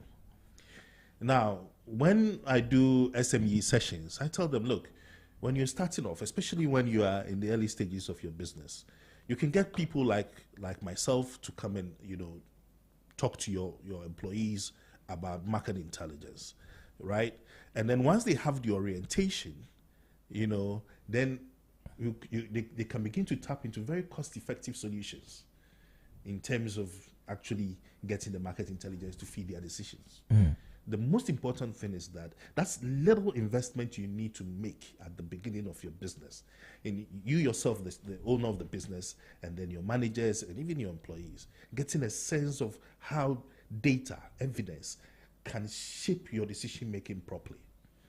You need to get that, done. And then you see that over time, you'll be able to tap into very cost-effective sources and, listen for, what do you call it? Unfortunately, what I also see is that people just assume that, if you go to a market research company, it will be expensive. We're not that expensive. Yeah, I was going to come to that. Because the understanding is, so what you're saying is that first let the early employees, you the owner and the first people you employ, let them get a buy-in on the importance of market intelligence. Invest into something like that. Then after, they would appreciate it so much that for the rest of the stay of the business, they will find cost-effective ways of gathering market. Let me give you a typical example of something that a company can do, okay, without necessarily having a recourse to a market research agency or an external consultant. There's something we call social listening. I'm sure you've heard about it. So there's software, for example, that can help you crawl the social media, landscape. And you get consumer voices. If for example, a hashtag around food delivery. Let's say you want to do a food delivery business, okay, and then you run a hashtag food delivery Ghana, whatever. You will actually get consumer voices. People complaining, sharing their pain points about the delivery services in Ghana and so on and so forth. And that right there, can be a source of this, and it doesn't cost an arm and a leg to do these things, you see. But you would not lean towards these things if you hadn't gotten somebody like myself with experience and whatever to come and share knowledge with your team. You see what I mean? So the orientation is so important for some of these companies. And then after, they would then pick it up and run with it on their own. Then but I must, and we'll come to it at some point, I guess, in the discussion. There are really some instances where you need to fall. You go back to the external. You have to go to the external. The expertise required for some type of analysis and stuff like that. It will cost you to have an in-house research team that is doing that for you. So yeah. And then, of course, the objectivity factor. When you have an external person run some of these, especially if it's primary research that has to be done afresh. Yeah. The agency, the external person comes in with an objective frame of mind. Sometimes managers have their own, you know what I mean? So, yeah. Yeah, I mean, then one of the demerits of the internal would be the bias that you would face as a person. If you went out to do research on your brand and customers are telling you, oh, it's terrible, you won't be able to stomach it if you are not. You'll be defensive. You will be defensive, yeah. You'll be defensive. But the external person would say it the way it is. Exactly. It's a bit detached from, the brand in a way, not in a negative way, but in a positive way. So they are able to share insights objectively. So someone listening to us is interested in what we're saying and says, Mr. Isaac Juma, please, I'm interested. He approached you and says, I want market intelligence before I even start my business. How would the whole process start? Yes, we see, and of course, even in the past week, we've had 2-3 people reach out on the same thing, So what we see is that people are not able to do the first step, which is to write a brief. Okay, it's so important that you sort of like encapsulate what you want, put a boundary to what you want to do as a business, and then what you want the research company to help you with. Because if you don't do that, and then you come to us and just leave it open, sometimes, of course, we will try to look at everything, and then that is when they go like, "Oh, that's expensive." You see what I mean? So it's tell us what you want to achieve. So tell us what you want to achieve. Like someone. A real life scenario without mentioning names. That is what I'm worried. I really wanted to share a lot of cases. Yeah, I realize you're struggling with that. I'm struggling with that because exactly. That, so I'll find ways around. Let me give you an example. So you come up with one. I want to do orange juice. Orange juice with ginger inside, and I want to make it very affordable. But my target are students because I think I can make money from them. I come to you and I say, what role is market intelligence going to do for me? You see, fantastic. Even the fact that you have been able to give me your specific target market is fantastic. But then I will engage you some more. When you mention your target market, you didn't mention the geographical coverage that you wanted to, let's say, cover within the first 2 years. Accra. So excellent. So that alone tells me that if you're going to do some research for you, you have to focus on Accra, isn't it? Yeah. Exactly. The other questions that I'll ask you. Who do you think is your main competitor, or who are your main competitors? Blue Skies. Fantastic, because then there's a certain benchmark. Okay. In terms of branding, in terms of the distribution network and stuff like that. So we probe a little bit. We help you shape up your, because obviously if you're coming into the market, you also have limited resources, of course, limited capital. Yeah. All right. Now let's come to the research proper. So there's something we call product research, or specifically product test. We could have an instance where, having done the formulation, remember the orange, you said orange and ginger. You can have a whole scale of very harsh ginger to very, very mild ginger in there, very sweet orange to very bitter orange, They all have the implications for the consumer. For example, if you ask me, I'd say not so sweet orange would be my preference because obviously I'm an older man. I don't want something that is too sweet. Yeah. So we do what we call a blind product test. In your particular case, we'll do what we call a blind product test. We'll get 100, 200 consumers from the geographical areas that you're looking at. We get them to a central location. We serve them the products without the branding, okay? And then we ask them to give us, feedback on various parameters. So, for example, what do you think about the sugar level? What do you think about the ginger? What do you think about the flavor? And so on and so forth, okay? So when we are done, we provide you with a report that says that, look, if you go towards this end of the taste spectrum, you're going to get more consumers.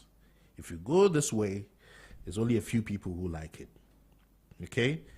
We can say, you know what, 70% of the consumers are happy with your product, but they're saying that increase the ginger, decrease the sugar content, and so on and so forth.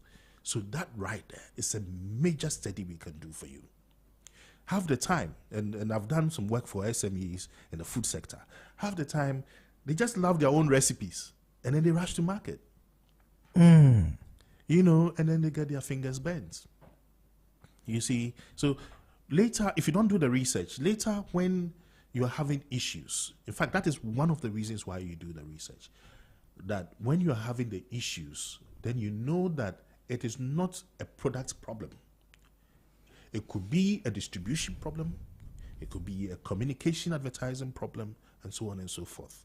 The more research you've done, the more likely you are to rule out some of the things that are not helping your business grow. Okay, so that right there is product research. Pricing. So in marketing, we have something we call the SKU, the stock keeping unit. So you want this bottle. Of course, every value proposition will come with its price. You see what I mean? But we'll test it for you. For all you know, you go to the consumer and say, and maybe now with a lot of the consumers on social media, they are more sophisticated than say 10 years ago. So you see, I know that this is the amount of orange I need to take a day. If I go above this volume of orange, I know I'm going to create health problem. I'm going to have health problems. You see what I mean? Or your consumers don't know this, whatever the situation is. But it will help you with your packing and then the pricing that comes with a pack. Then promotion. How do you depict your brand on the pack, on the bottle itself?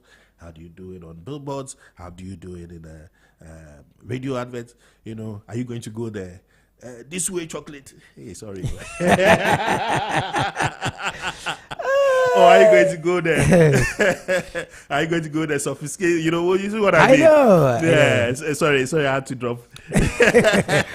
It's 8:20. Yes. Mr. Isaac Juma is the Chief Executive Officer of Bureau of Market and Social Research Limited. And as part of doing business in Ghana today, we're talking about the role of market intelligence in growing your business in Ghana. I get what you're saying. That's right. As much research as you do prior to launch, it helps you further down the line to know which could have been the problem. Exactly. And most people don't realize that in fact that is one of the primary reasons why you do research, because obviously in a turbulent market like Ghana, the challenges will come, you know. So the prior research that you have done is what will help you rule out some of the you know issues, you understand, and then it helps you focus. Otherwise, you're probably going to spend a lot of time rather try dealing with what you're doing okay with. You see what I mean? So that right there is one of the major reasons why you have to. I'm asking this because we are told that the average business does not go beyond 2 years and all that. They give so many figures, and 70% of businesses will collapse in the first 5 years. There's a long list they give. It seems to me that a lack of proper market intelligence also contributes a lot to these businesses failing before they even get to maturity. Have you had the experience where you made a recommendation based on intelligence and the business owner said, no, forget, I'll go my own way? Or when you recommend, they take it? I think for the better part, we are on to 15 years now. You know, we'll be celebrating 15 years this year. Wow. Yes, you've been around for quite a bit. And luckily, I think most of the people we've advised, you know, take the advice. Let me give you a practical example. There was a gentleman who came to see me way back. I think this would be like some 6 years ago, you know, and wanted to do this. Okay. I know. He didn't go ahead, so I can share the story. You know, so he wanted to do this open market concept that was posh. So a sort of like a posh Kanishi. Okay. You understand? You know, so you come in and, you know, the stalls are neatly whatever, you know, the hygienic conditions and, you know, like really posh, you know, open market. You see what I mean? To appeal to an emerging working class, middle class group here in Ghana, you know. In fact, when you but that was a brilliant idea. I was fascinated. I was like, oh yeah. You know, myself, I was like, oh, that is. Then we go and do the research. And we have these middle class people who are shopping at Abobloshi and whatever and saying, you know what? We don't want a posh place. No. This Abobloshi, my mother was buying whatever from Abobloshi way back. You know, we grew up nicely. You know, I just want to go back to, you know. But at the back of it, there was there were different waves of research that were there at the back of it, especially when we did the qualitative one, the focus groups. There were people were saying that, you know what, they go there because they just want affordable whatever. They feel that any more enhancements, if you push it up, it's going to be expensive. Because you see what I mean. Yeah. So they were linking the affordability issue to the aesthetics of the market. You see what I mean? And then, you know, all the things that were supposed to be add-ons, like if you buy whatever, there will be some what do you call it, grinding whatever that will do the maize. They said no, we have house helps who will do it. Wow. Days. You see what I mean? And there was in a way a major rejection of the idea. And this was like a situation where the two of us, both the entrepreneur or prospective entrepreneur at the time, and then myself on the other side, felt like, oh yeah, brilliant idea. There's a business case here. Yeah, you understand? You know, so I even found the results shocking. And then, you know, in fact, the man was so convinced that it was this thing. He asked us to do another round. You know, even try the second time, see if the first focus group was biased or something. You see what I mean? You know, no, he actually began to see the points that were being made, but he just wanted the validation. So we increased the listen, and the second time it was actually worse. You understand? The rejection, listen, was worse. You know, so people have to be very careful about, you know, getting into these rabbit holes. Sometimes you get a fancy idea and you think that, you know, yeah, because it sounds fancy to you, you know. But the Ghana market, for those of us who've been doing this for so long, we realize that the Ghana market is more complex than people think. Of course, every market is complex because now you have multicultural. If you have even developed countries, multiculturalism, cosmopolitanism is making those markets whatever. But Ghana, there's a whole lot more that you need to contemplate. So this chap would have, devoid of a market intelligence person like you, would have gone for a space somewhere in East Legon, invested good money into placing all these amenities around there, and do a big launch and say it's like you were there, because the next phase of the thing was to help him also get the location, whatever, make the place, you know, so easily some 1 million, you know, set up, do a big launch, get some big politicians to come and cut some sword, do some sounds there, and then first day Ghanaians would come like novelty. Ghanaians, we see that all the time. No, the Ghanaians like novelty. So if you're not careful, in fact, there's a good point you've raised. If you're not careful, novelty will give you the wrong ideas. You know, because they're just responding to the novelty of the idea, not necessarily that it really resolves a major pain point for them. So that is how come a lot of businesses, you get the usual flurry of interest within like 6 months, and then after the 6 months, then, you know, it all tapers down and it becomes a bit of a problem. You see, I'm asking this because in my community, I have this joke of a sort I do with my kids. That's right. Where a new restaurant comes up and my daughter wants to go there first. Like, Daddy, there's a new restaurant, let's go there. And we have this standing joke that, okay, how many months would this one go down? How many? Although it's terrible, it is a fact that first time the place is jam-packed. After a while, people stop eating. I'm like, what happened? Meanwhile, the watcher seller by the gutter has been there for ages. Why? You should tell us why. Why? Oh, that you need to be careful. In fact, that's also another problem with Ghanaians. You know, there's in marketing something we call Me Tooism. Me too, I want to do it. Okay. But there are many, those who do entrepreneurship will tell you that there are many reasons why someone starts a business and runs a business. You know, in entrepreneurship theory, whatever, we have something we call satisficing. I don't know whether you heard that word. Satisficing. So somebody can just be content making, let's say, 500 cedis. You know, he doesn't want to grow his business. You see what I mean? You know, so can be there for ages and whatever. Just do the minimal stuff, whatever. 2-3 olunka of rice every week. Yes. for that person's lifestyle and life and whatever, it will seem as if the person is doing okay. Then you, with your master's degree and your fancy, every 2 months you want to change your clothes and whatever, you want to get into that line of business. I hear that people are selling Okaishi, Charlie, but the guy in Okaishi has a lifestyle and whatever that is matching the business that he or she is doing. So you go and then you get it all wrong. You understand? It is not everybody who is doing a business, running a business, or who has done it for a long time, who has some of these growth mindsets that we are talking about right now. Okay. That, I have this watch, they said, I've grown it.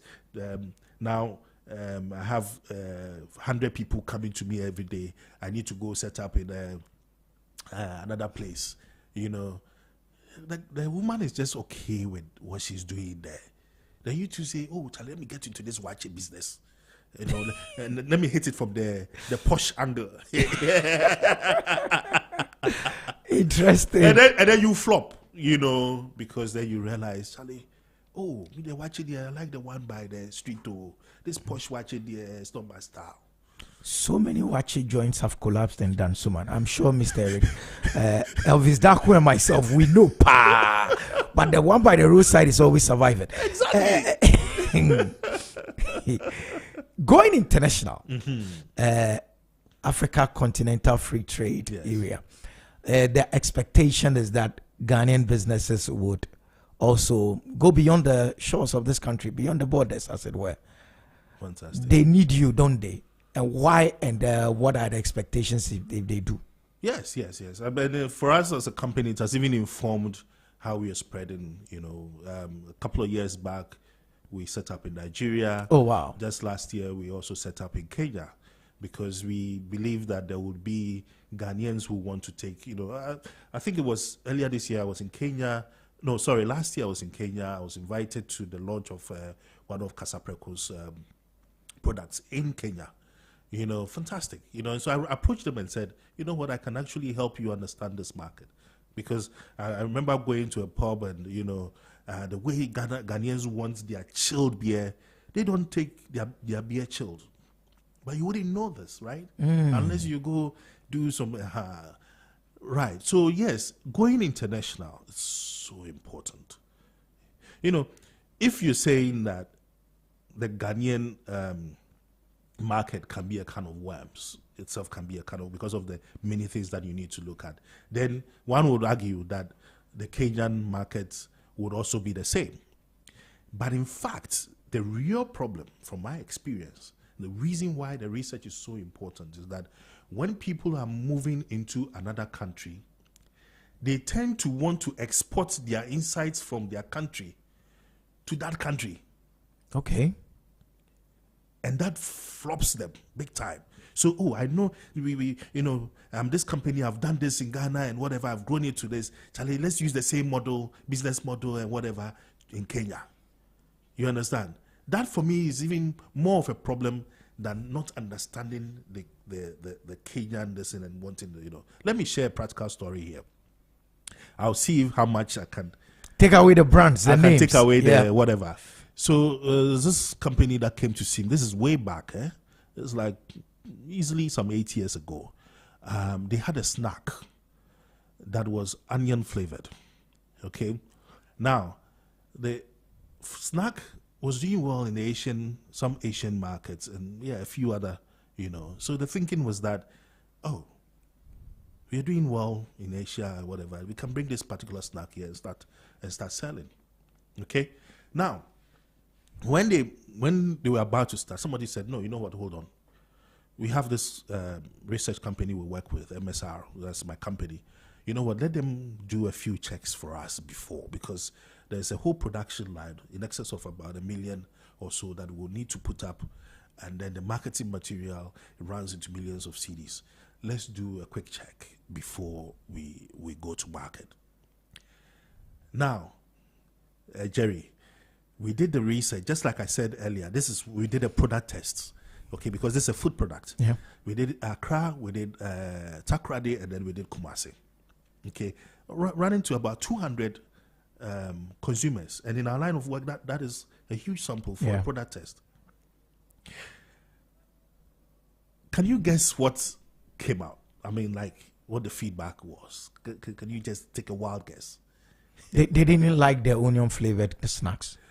They rejected it, yes, overwhelmingly, and which it was the first time for me, because Ghanaians are usually not forthright like that, in that negative way.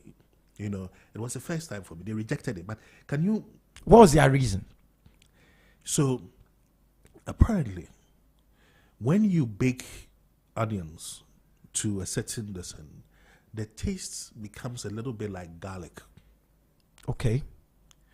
What do you think the Ghanaian attitude towards garlic is? We don't like garlic. Yes, but why don't we like garlic? The smell. But would you say the same for someone in Asia? No, they love garlic. I've been in India and they love their spices. Now, it didn't hit any of us. This didn't hit any of us because we knew upfront that it was an onion flavored biscuit. Oh, sorry, snack. You see what I mean? So when you taste it, like we on the agency side, for example, if you taste it, you feel like, oh, okay, this is an onion. It's interesting. It's but when somebody else is tasting it blind, doesn't know the particular flavor, whatever, the person is trying to sense it out. And then the person's mind will go to garlic. Then it goes to garlic. Say, how can you put garlic in a snack like this? So over 90% rejected the snack, which was the first time I'd seen that kind of rejection, because like I keep saying, Ghanaians are a little bit more measured. When you bring them to, they would rather say... Even if they don't like it, we wouldn't say it outrightly. So for them to have rejected the product like that meant that this was a no-go. The entrepreneur will be disappointed. It wasn't. It was a multinational company. Oh, wow. Yes. I told you that they are... the whole product line. Asia and all that, so...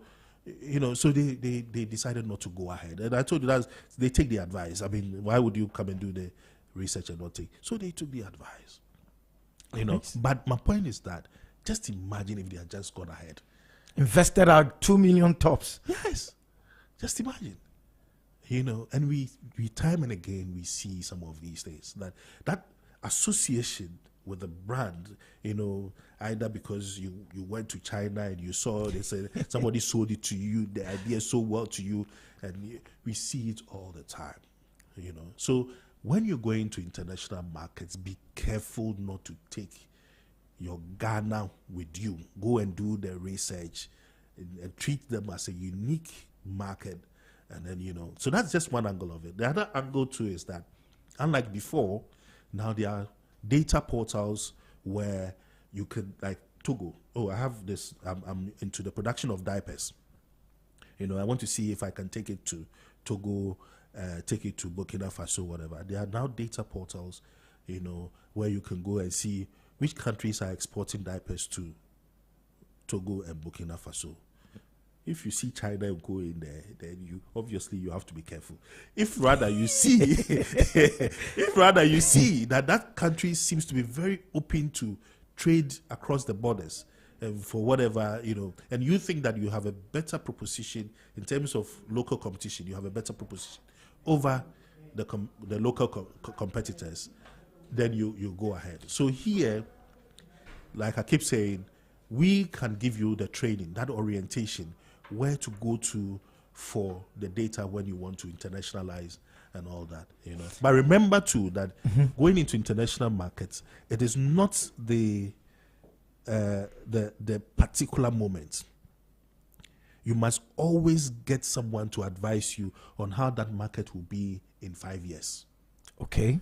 Because when you're going into that market, you remember you have a setup cost and whatever that is probably higher than in your own country. Yeah. You see what I mean? In your own country, you can fall on resources here and there and bootstrap up.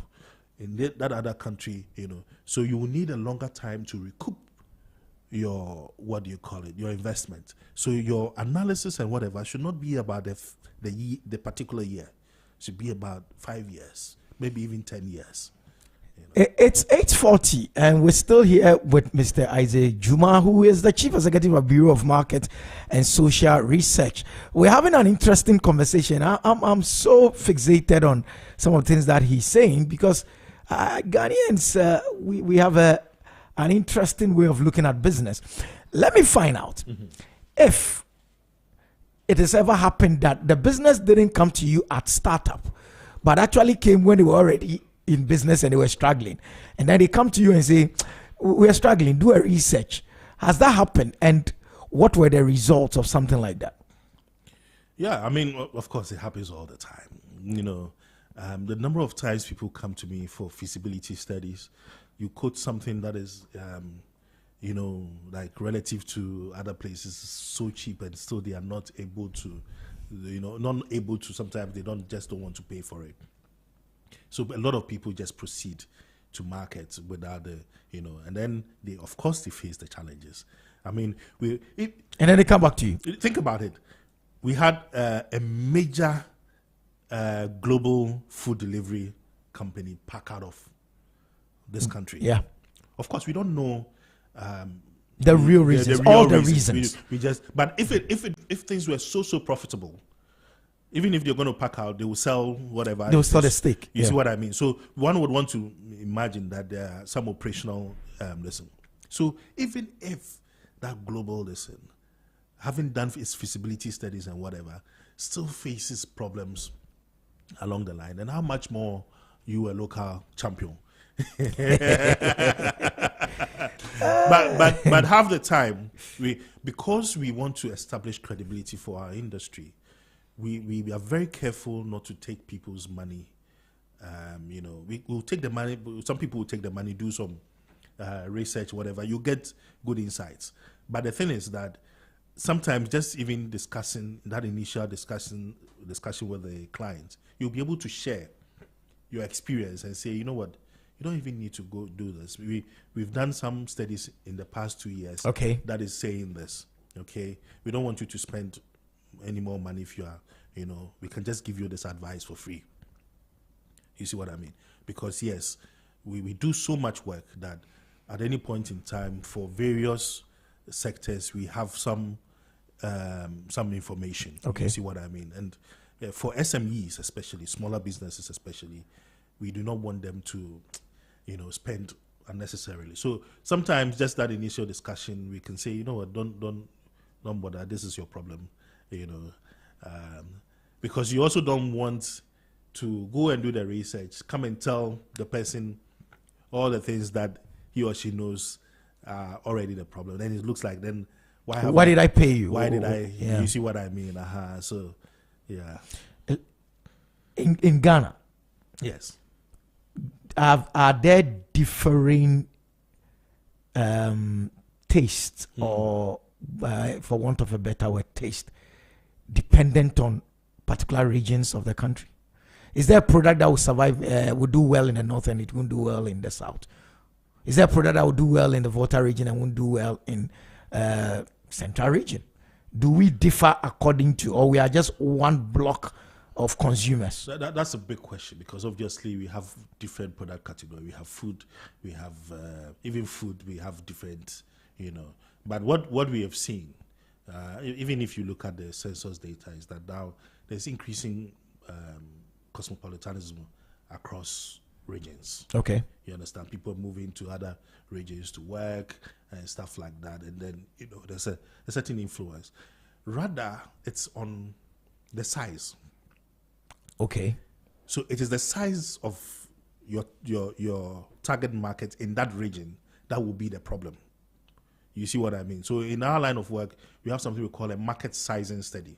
We will size the market for you across the country and then within the regions, and tell you, if your business requires certain capital expenditure, investments, or whatever, having to set up, branches and whatever, then you would be interested in information like this, because if you're not careful, you put in so much in a particular region and you're not getting there, and then that is a problem.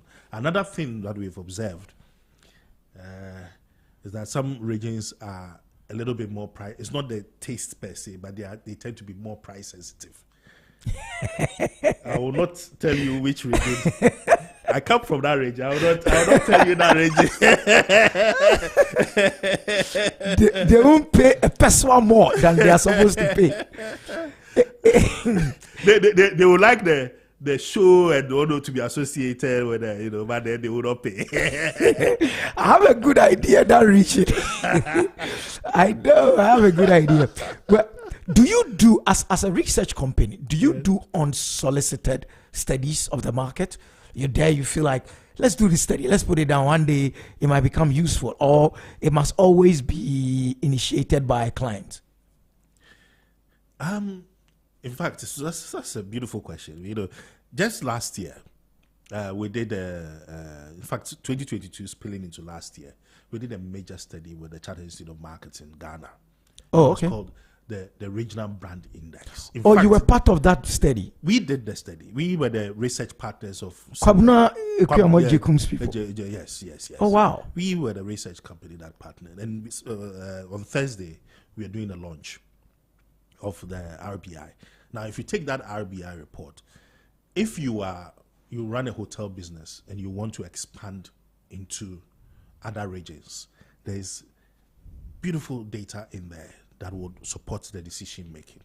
Okay, if you want to get into the tourism, whatever, landscape, whatever, there is data in that report that can help you.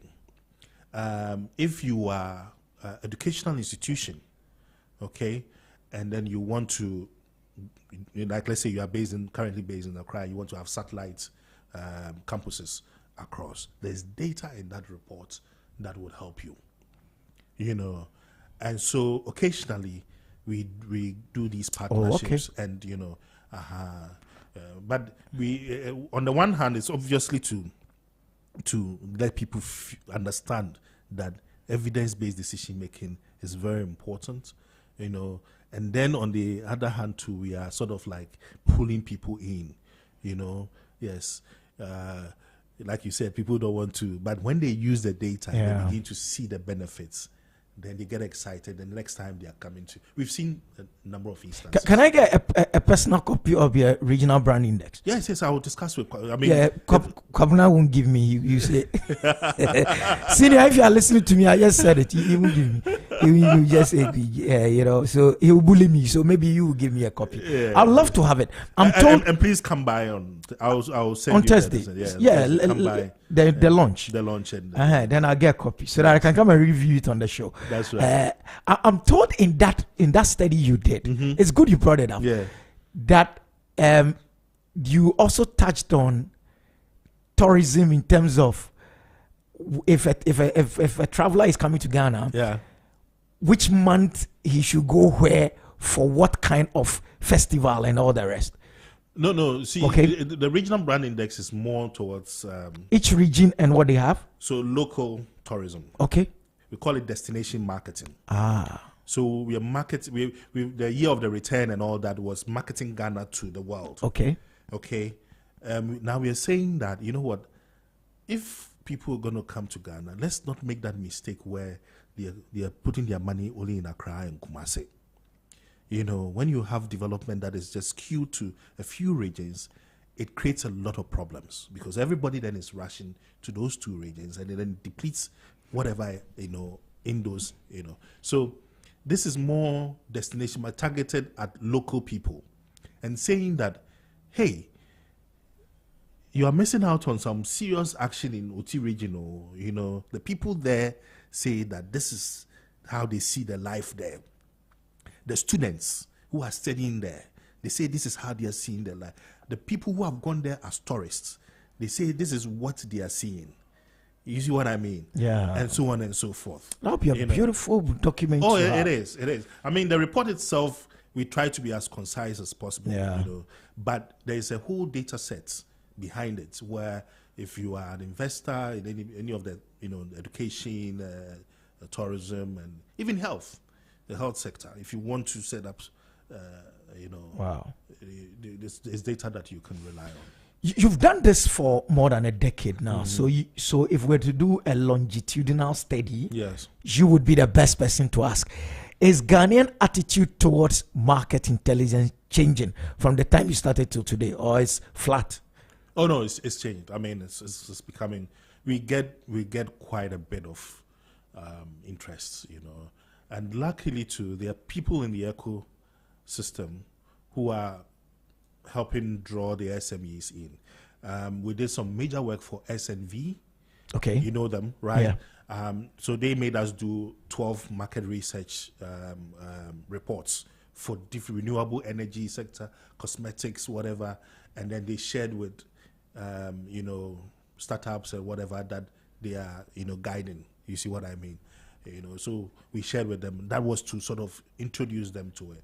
I remember going to Kumasi to do a session talking about the insights from the others and doing it in tree so that, you know, they would all buy Appreciate it, appreciate it and all that. You know, beautiful. So that was an intervention. Mest right here in East Legon, you know, they have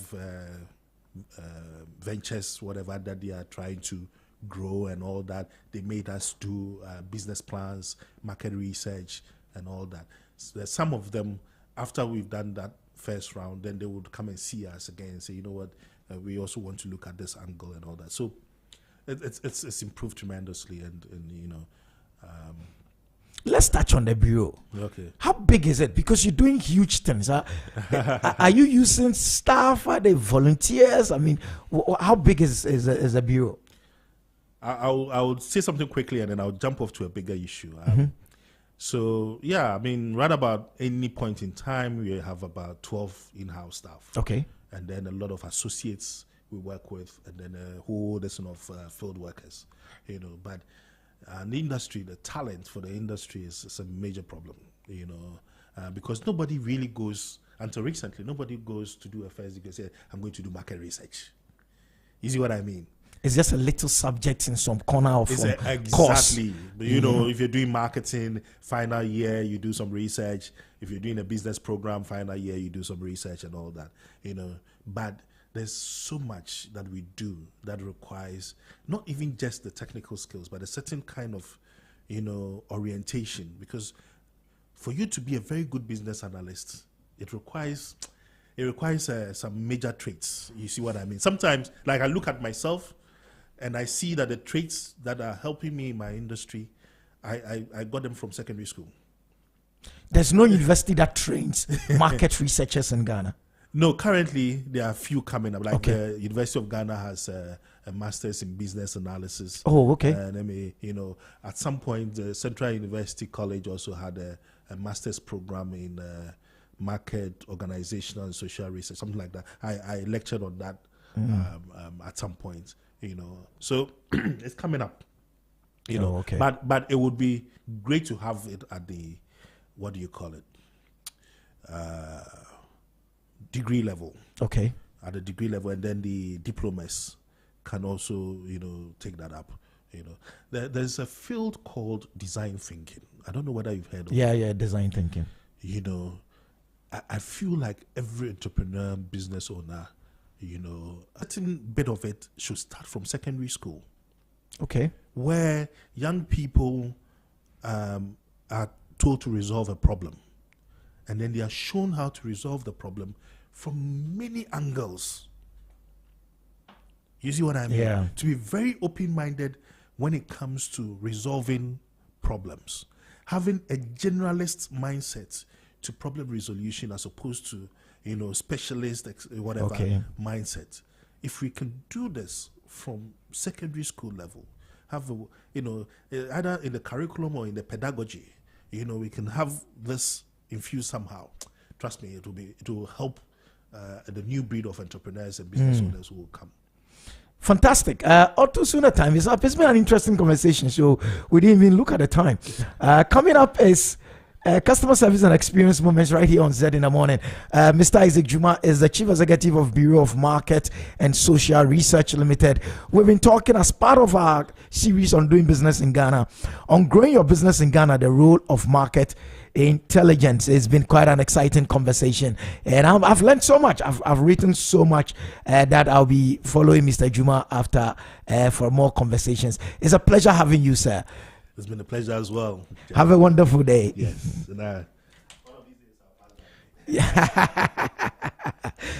Thank you so much, sir. So yes, it's still Zed in the morning. Jerry Hum here. We're talking doing business. Tomorrow we'll bring you another of the conversations in that space. It's been exciting. It's been exhilarating. It's been so informative. You want to start a business?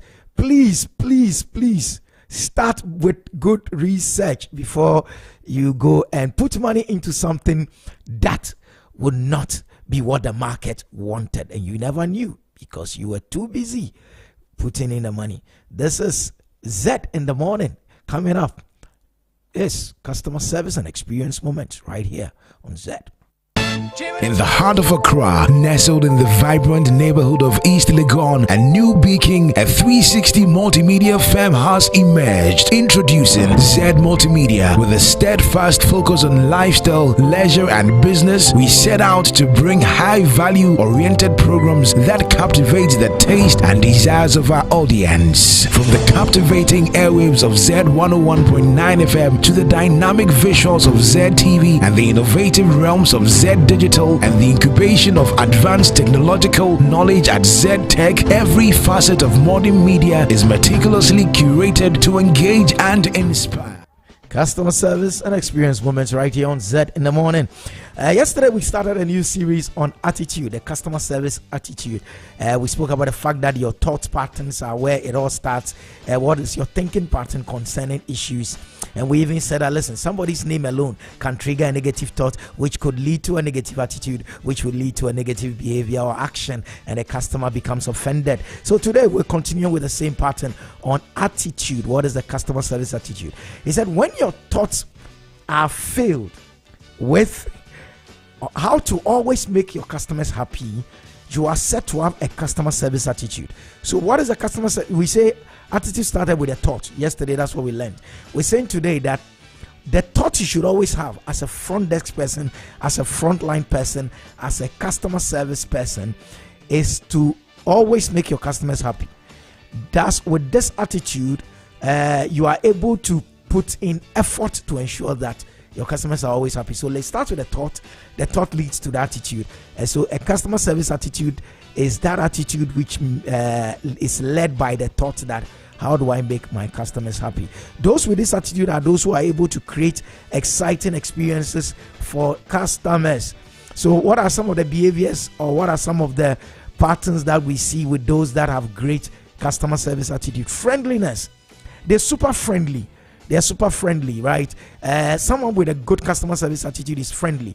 He or she does not act towards people based on the way that people act towards him or her. They just do it because it comes naturally to them. They're just friendly. They are nice people to be around. And then they are polite. They're polite. They are nice people, right? So politeness is second nature to them. Then also the enthusiastic. Enthusiasm is one of the things that every frontliner must exude. Because, for instance, if you're selling, you know the people who sell at the lorry station, you see the enthusiasm with you, they sell their buffalo. Have you ever asked a buffalo seller when it was fried and she told you 3 days ago? No. They are so excited about the buffalo as if you don't eat it, they will eat their own thing themselves. Yes, but that's the enthusiasm. And enthusiasm is contagious, right? The word itself, we're told that comes from two words, en and theos. Theos being God and en being in. So if you're enthusiastic, you have a God in you. It's exciting. Then also another of the external exhibits of a great customer service attitude is care. They care. They care. Those at the front desk who have great customer service attitude, they care. They care. They show care. They show love to people. If you came and they will even look at you and say, "Are you all right? Are you?" Those are the kinds of people who have the customer service attitude. Then another one is respect. If you have a good customer service attitude, you naturally are respectful. You're respectful of people. You don't act towards people based on their looks alone, but you are just respectful. You think you're older than a person, you're respectful. You think the person is older than you, you're respectful. You think you are earning more salary than the person, you're respectful. You are earning less, you're respectful. Whatever be the case, you're always respectful of the people that come to you in your line of duty. So respect is another of the external behaviors that a good customer service attitude, which is based on a good thought, comes up with. Then there's trustworthiness. They can be trusted. Those that have a great customer service attitude, they can be trusted. You can trust that their word is their bond. Like we like to say, with Zed, you have the last word, right? So yes, you their word can be trusted. If you said, come tomorrow for the form, trust me, tomorrow when you get there, the form will be there. Then the last attitude, the last behavior of people with great customer service attitude is gratitude. They're thankful that they have a work. They're thankful that their work involves dealing with people. There are people who naturally are excited dealing with others. So at the front desk, they're just happy. They're happy that they have life. They're happy that they came to work. They're happy that they have a work they would go to. Those are people that have a great customer service attitude. So don't forget, it starts with a thought, a good thought about how to always make your customers happy. The thought translates into the attitude, and the attitude then translates into the behavior. That's the lesson for today. It's 9 a.m. We're in the final hour of the show. Today's Tuesday. What are Tuesdays? Tuesdays are health and wellness Tuesdays. When we come back, we'll do that conversation. 1, 2, 3, go! It's your lifestyle alert.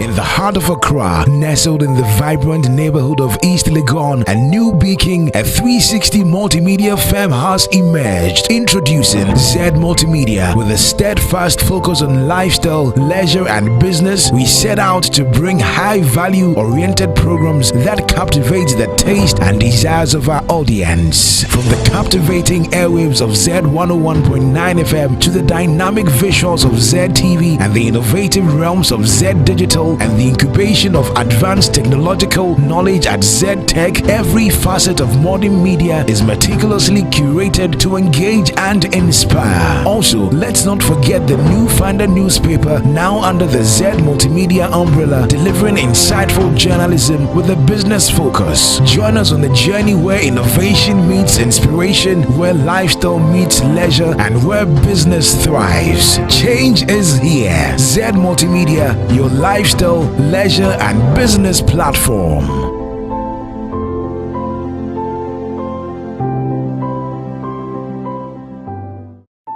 In the heart of Accra,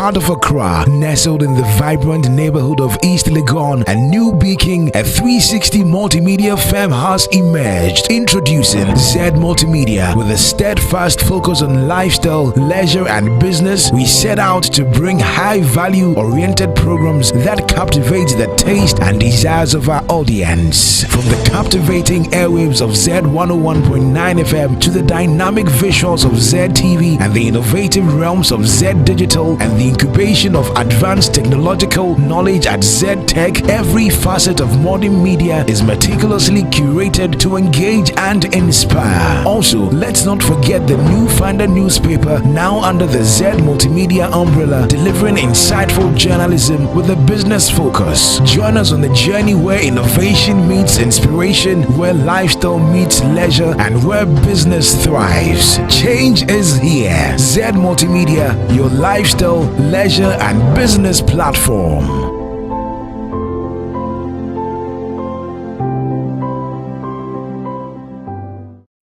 In the heart of Accra, nestled in the vibrant neighborhood of East Legon and New Beacon, a 360 multimedia firm has emerged. Introducing Zed Multimedia. With a steadfast focus on lifestyle, leisure, and business, we set out to bring high-value oriented programs that captivate the taste and desires of our audience. From the captivating airwaves of Zed 101.9 FM to the dynamic visuals of Zed TV and the innovative realms of Zed Digital and the incubation of advanced technological knowledge at Zed Tech, every facet of modern media is meticulously curated to engage and inspire. Also, let's not forget the new Finder newspaper, now under the Zed Multimedia umbrella, delivering insightful journalism with a business focus. Join us on the journey where innovation meets inspiration, where lifestyle meets leisure, and where business thrives. Change is here. Zed Multimedia, your lifestyle,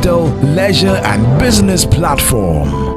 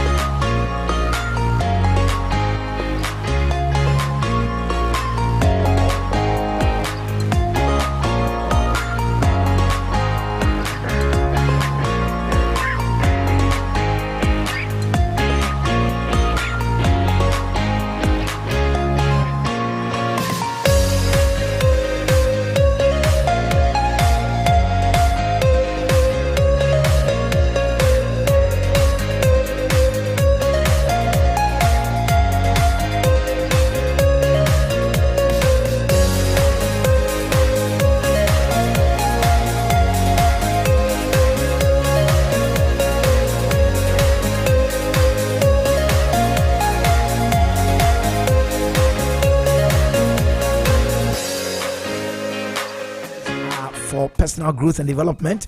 And Tuesdays are for health and wellness. Wednesdays are for science and tech. And Thursdays, arts, culture, and tourism. And then Fridays are the business roundtables. You know, that's the last hour of Zed in the Morning. That's the format that we've had for some time now. So today on health and wellness, we're talking maternal mortality in Ghana. And to help do justice to the topic, we have in the studio consultant obstetrician, gynecologist, and former medical director of the Greater Accra Regional Hospital, Dr. Emmanuel Srofenyo, who is here with us. I hope I got the name right, Dr. Emmanuel Srofenyo. He's here with us, and we're going to talk maternal mortality. What is it? What are the major causes?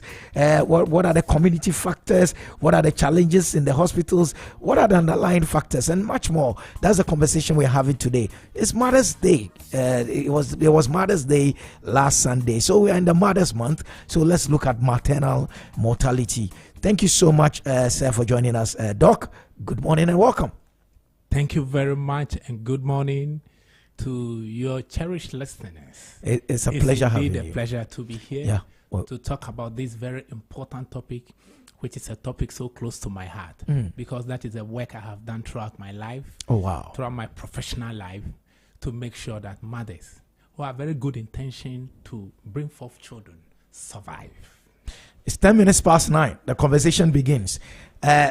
Dr. Srofenyo, what is maternal mortality? So maternal mortality is a situation where a woman who loses her life during pregnancy, during the process of delivery, or within 42 days after the delivery. Because we believe that any death that occurs between this time after the delivery most likely is due to complication of the pregnancy. And therefore, even shortly after delivery, a week or two, up to 42 days after delivery, if the woman loses her life, then we know it's regarded as maternal mortality. Now, we exclude accidental deaths like road traffic accident of a pregnant woman, because yes, the woman was pregnant when she loses her life. However, it is not due to the pregnancy, it's due to other external factors. And so that is what we say. So the cause must be directly or indirectly related to the pregnancy. How rampant is maternal mortality? I must say, unfortunately, that maternal mortality is quite rampant in Ghana, and in many developing countries it's quite rampant. In Ghana, the last count of the statistics, for every 100,000 live births, there is about 310. The most recent statistics is putting it at 285 women lose their life for every 100,000 live births. So that is the statistics. In some parts of the world, the statistics is huge, significant in Accra here. The statistics is still significant in Accra and many other parts of the country. Even a single woman who had gone to deliver, who loses his life, is big enough. Yeah, one person is person is big enough, because these are not women who are sick. They lose their life merely because they are pregnant and trying to reproduce. So this is something that even one person we have to regard as a serious loss. If it's reducing from what you're saying, from 300,000 to like 280,000. Yes, so there is some level of reduction, but we are nowhere near where WHO has indicated we should be. Okay. At our level of development, every country has been given targets. We have not been able to achieve our target as a nation. Wow. Yeah. That's worrying. That is worrying. What are the major causes of maternal mortality? Thank you very much. So, talking about the causes of maternal mortality, first I'll deal with the major direct causes, and then I'll also deal with some underlying factors. So when we talk about the major direct causes, sometimes during pregnancy or during delivery, the woman may bleed excessively, and if care is not taken, you need blood to transfuse. If the woman delivers in a center which is not well resourced, then the woman may lose her life. Sometimes if the woman delivers in the house and is bleeding excessively, then what can be done? So the woman may lose her life. So in Ghana here, the number one leading cause of maternal mortality is bleeding after delivery. Either during the pregnancy, major bleeding, or bleeding after delivery. That's the number one. Immediately following that is what we call hypertension or preeclampsia. We call it preeclampsia in our terminology. However, we can just call it pregnancy-induced hypertension. There are some women, they are not hypertensive. Their blood pressures are normal when they are not pregnant. But immediately they get pregnant, along the line, mostly from the second half of the pregnancy, their blood pressure begins to rise together with other systemic changes. When this happens, we call it preeclampsia.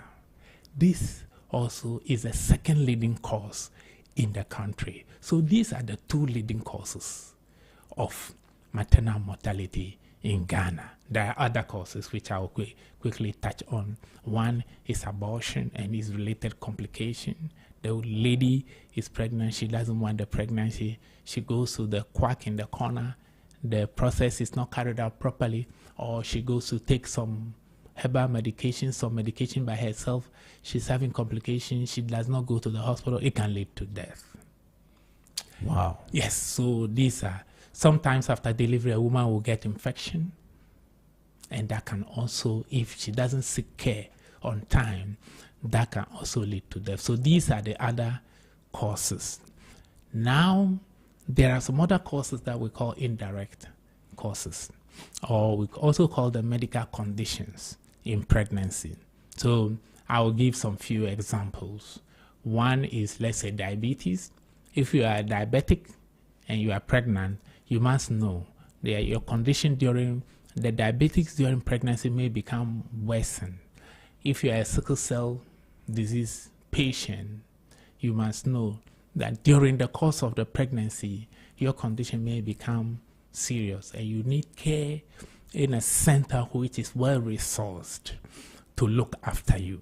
So these medical conditions, if you know you have other medical conditions like hepatitis, like HIV, like all those other infections, you must know that during pregnancy, your condition may be worsened and that can lead to death. And so therefore we advise that those people seek care in centers that are well resourced.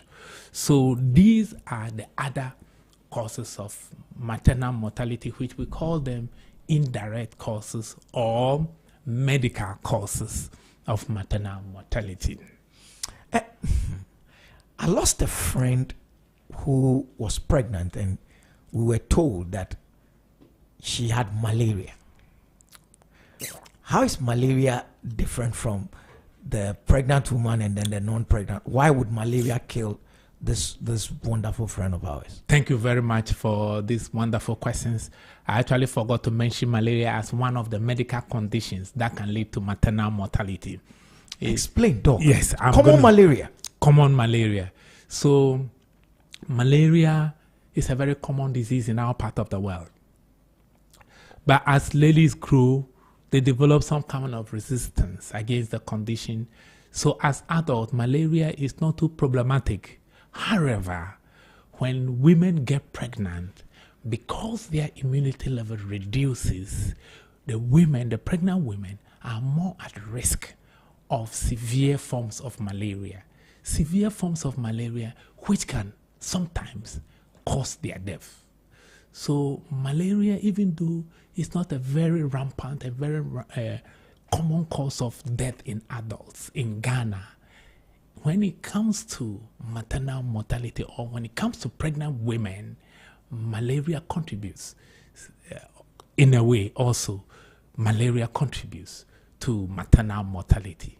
It leads to other complications, and if care is not taken, if she's not managed well in a well-resourced center, if she too does not recognize that there is a problem going on, let me report to a hospital in time, it can lead to her death. You know, when I heard it, my first question was, why did they treat her for malaria. I mean, give her malaria drugs.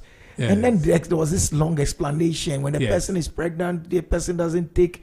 Yes. So the explanation is this. First of all, WHO has advised all countries to put preventive measures, because when the complications start, it's not easy to manage them. And so per WHO's advice, preventive measures are to be put in place. The first preventive measure is that all pregnant women must sleep in insecticide impregnated mosquito nets, so that you don't get exposed to as many mosquito bites as would have happened if you were outside the net. The fact of the matter also is that mosquitoes also like biting pregnant women, because they are warm, their bodies are warm. So when the mosquitoes enter the room, if there is a pregnant woman in the room, they will prefer to bite the pregnant woman compared to the husband who may be lying on the same bed. That is one big disadvantage. The other fact is... Doc, let's reverse a little. You're saying that because the body temperature of a pregnant woman goes a bit higher than the norm. Yes. Mosquitoes are attracted to more to them. Warm blood. Yes. Okay. So a mosquito will prefer to bite the woman who is pregnant than the guy who got her pregnant. Although they are lying in the same bed. They may be lying on the same bed. Amazing. So this is the unfortunate situation. The woman is carrying the burden. The woman is carrying the burden.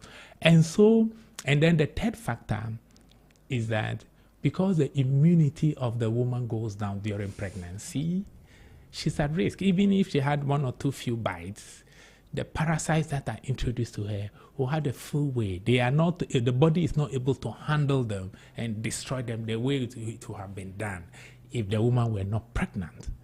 So under these disadvantaged situations, malaria can be a serious disease, can cause a serious disease during pregnancy. It's 9:21. And therefore, we also say that when it comes to adult malaria, for those who may lose their life, it's pregnant women who are likely to lose their life when it comes to adults with malaria. The other categories of group is the children, but that one is because they don't have the immunity against it. Interesting. What are the community factors? Because these women are coming from communities into the hospitals. What are the community factors that are leading to maternal mortality? Yes, there are a lot of underlying community factors. The first one I will talk about is late reportage to the hospitals.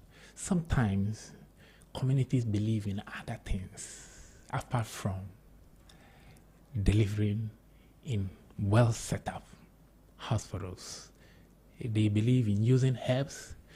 They believe sometimes a woman who is pregnant may not report to the hospital early, thinking that if I report to the hospital, people may know that I'm pregnant. Okay. So if I report to the antenatal, people will know that I'm pregnant. A woman will be pregnant up to about 8 months without reporting. Some women will come in labor for the first time that they are reporting to the hospital. Oh, wow. That means that all the complications that may be going on, there is nobody detecting them. And if you know that you are not well, or when they feel not well, then they go for some local remedies, which are not properly tailored for pregnant women.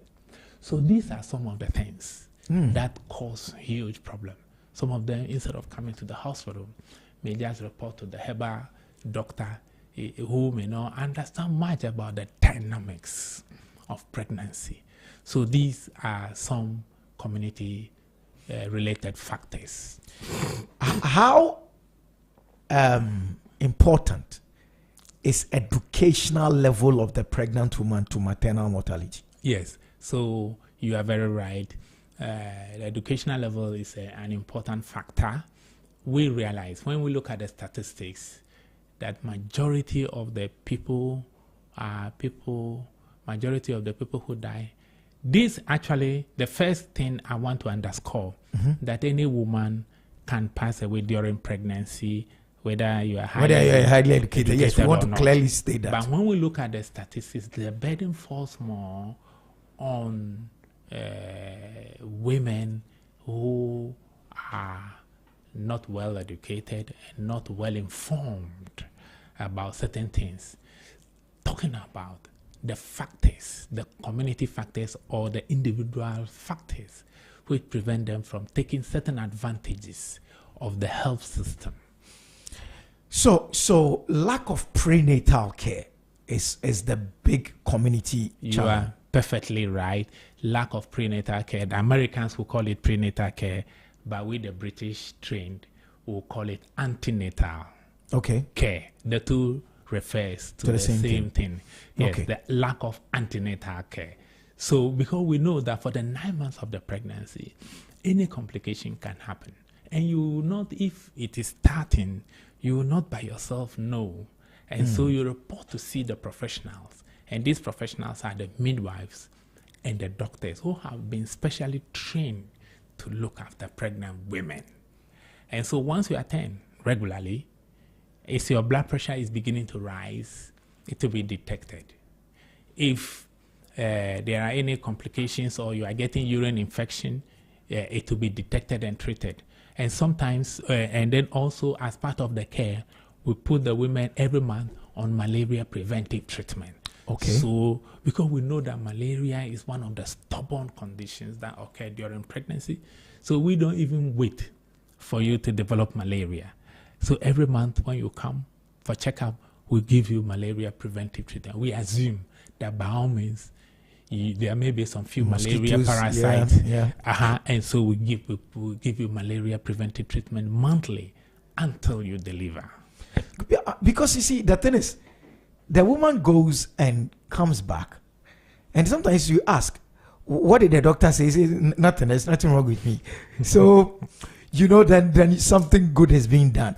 But I'm sure out there, in terms of, let's also find out, does the socioeconomic status of the woman play a role in this whole conversation of maternal mortality? Does the socioeconomic status of the woman, the pregnant woman, play a role? I'm asking this based on this. She goes and comes, the doctor said there's nothing wrong with me. But of course, every time she's going and coming, she's spending money. For a woman who hasn't gotten that money, if once I'm told there's nothing wrong, then why don't I wait till my water burst and then I rush to the hospital? Thank you very much for that question. Socioeconomic factors also play a role in the sense that, yes, some women are in a very remote part of the country and they have to travel long distances to go to the nearby hospital. We are even lucky for those of us in Accra, there are hospitals, health centers scattered all over the place. But in some parts of the country, you have to do a whole journey to go to the closest hospital. And so it's not an easy decision. You spend a lot of money. And so the purpose of the visit is for the doctor to declare that you are fine. The doctor to check your systems and declare that you are fine. So if the doctor checks the system and say you are fine, take this medicine and go, it's still a good result. And that should not prevent you from the next appointment. The next appointment. Another reason why socioeconomic factors play a role, sometimes complication happens for which you need certain expensive medicines. If these medicines are not covered by the National Health Insurance, or if you don't have National Health Insurance, then you'll have to provide resource. The doctor will see you, write medications for you. Sometimes they don't buy the medicine. That's a very important point. Yes, they don't buy the medicine, they just stay, and then so that is also another factor, another reason why socioeconomic factors, having access to the medications, and the access is through having resources, financial resources. So this is also a factor. So now we are talking about community not responding well, taking advantage of the nearby health center, health resources, and then socioeconomic factors, educational, and then education level, and these are all community factors that, and not attending, not taking advantage of antenatal care processes. I'm just trying to Yeah. summarize the community factors. What about religion? Yes, this is an area that I'm very careful about. But religion plays a role. Sometimes our pastors and religious leaders go a little bit too far. We know that there's a role for prayers, but pregnancy and health-related issues are solely matters of medical practice. And so sometimes if the religious person tells the patient that the knife will never touch you, and then this woman during labor or during the antenatal process, the doctor examines the woman and tells the woman that you would need cesarean section. She refuses it in Jesus' name. She refuses it and will not even come back to the hospital, because when I go, the doctor will take me. He wants to theater. cut me. Yes, the doctor wants to cut me.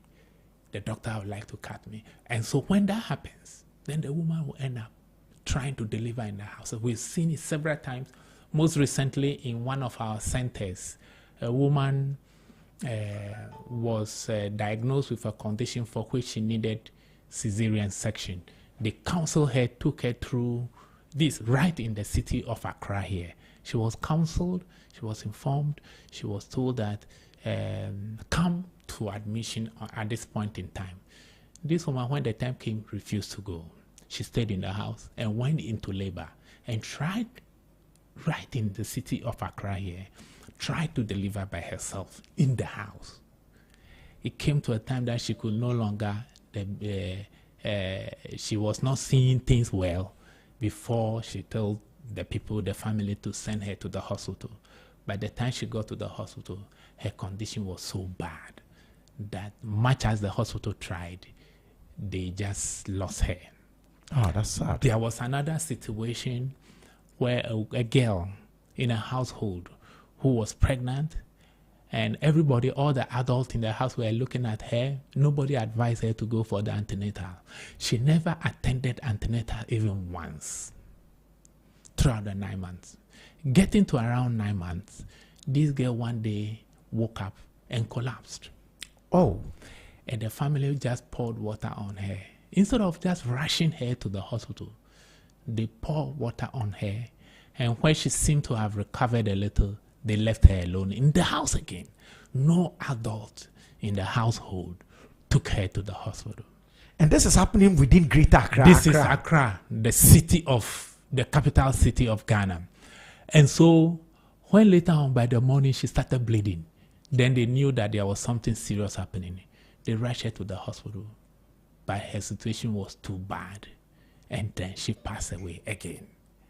So there are a lot of community issues, a lot of household issues that are going on that we need to tackle. And that is why I'm happy about this program, because the information needs to go to the community. The religious factor you mentioned is also very critical. Situation is such that pastors should support our pregnant women with prayer, but they should take themselves away from the medical decision making. That is what we want to advocate. They can support our pregnant women with prayers. Prayers, distance is not a barrier to prayers. If you tell the woman that, yes, you go forth to the hospital, we will support you with prayers. Whatever the decision the doctor takes, let us know so that we can support you with prayers. That would be the best way to go, and not to determine the way the patient should be managed.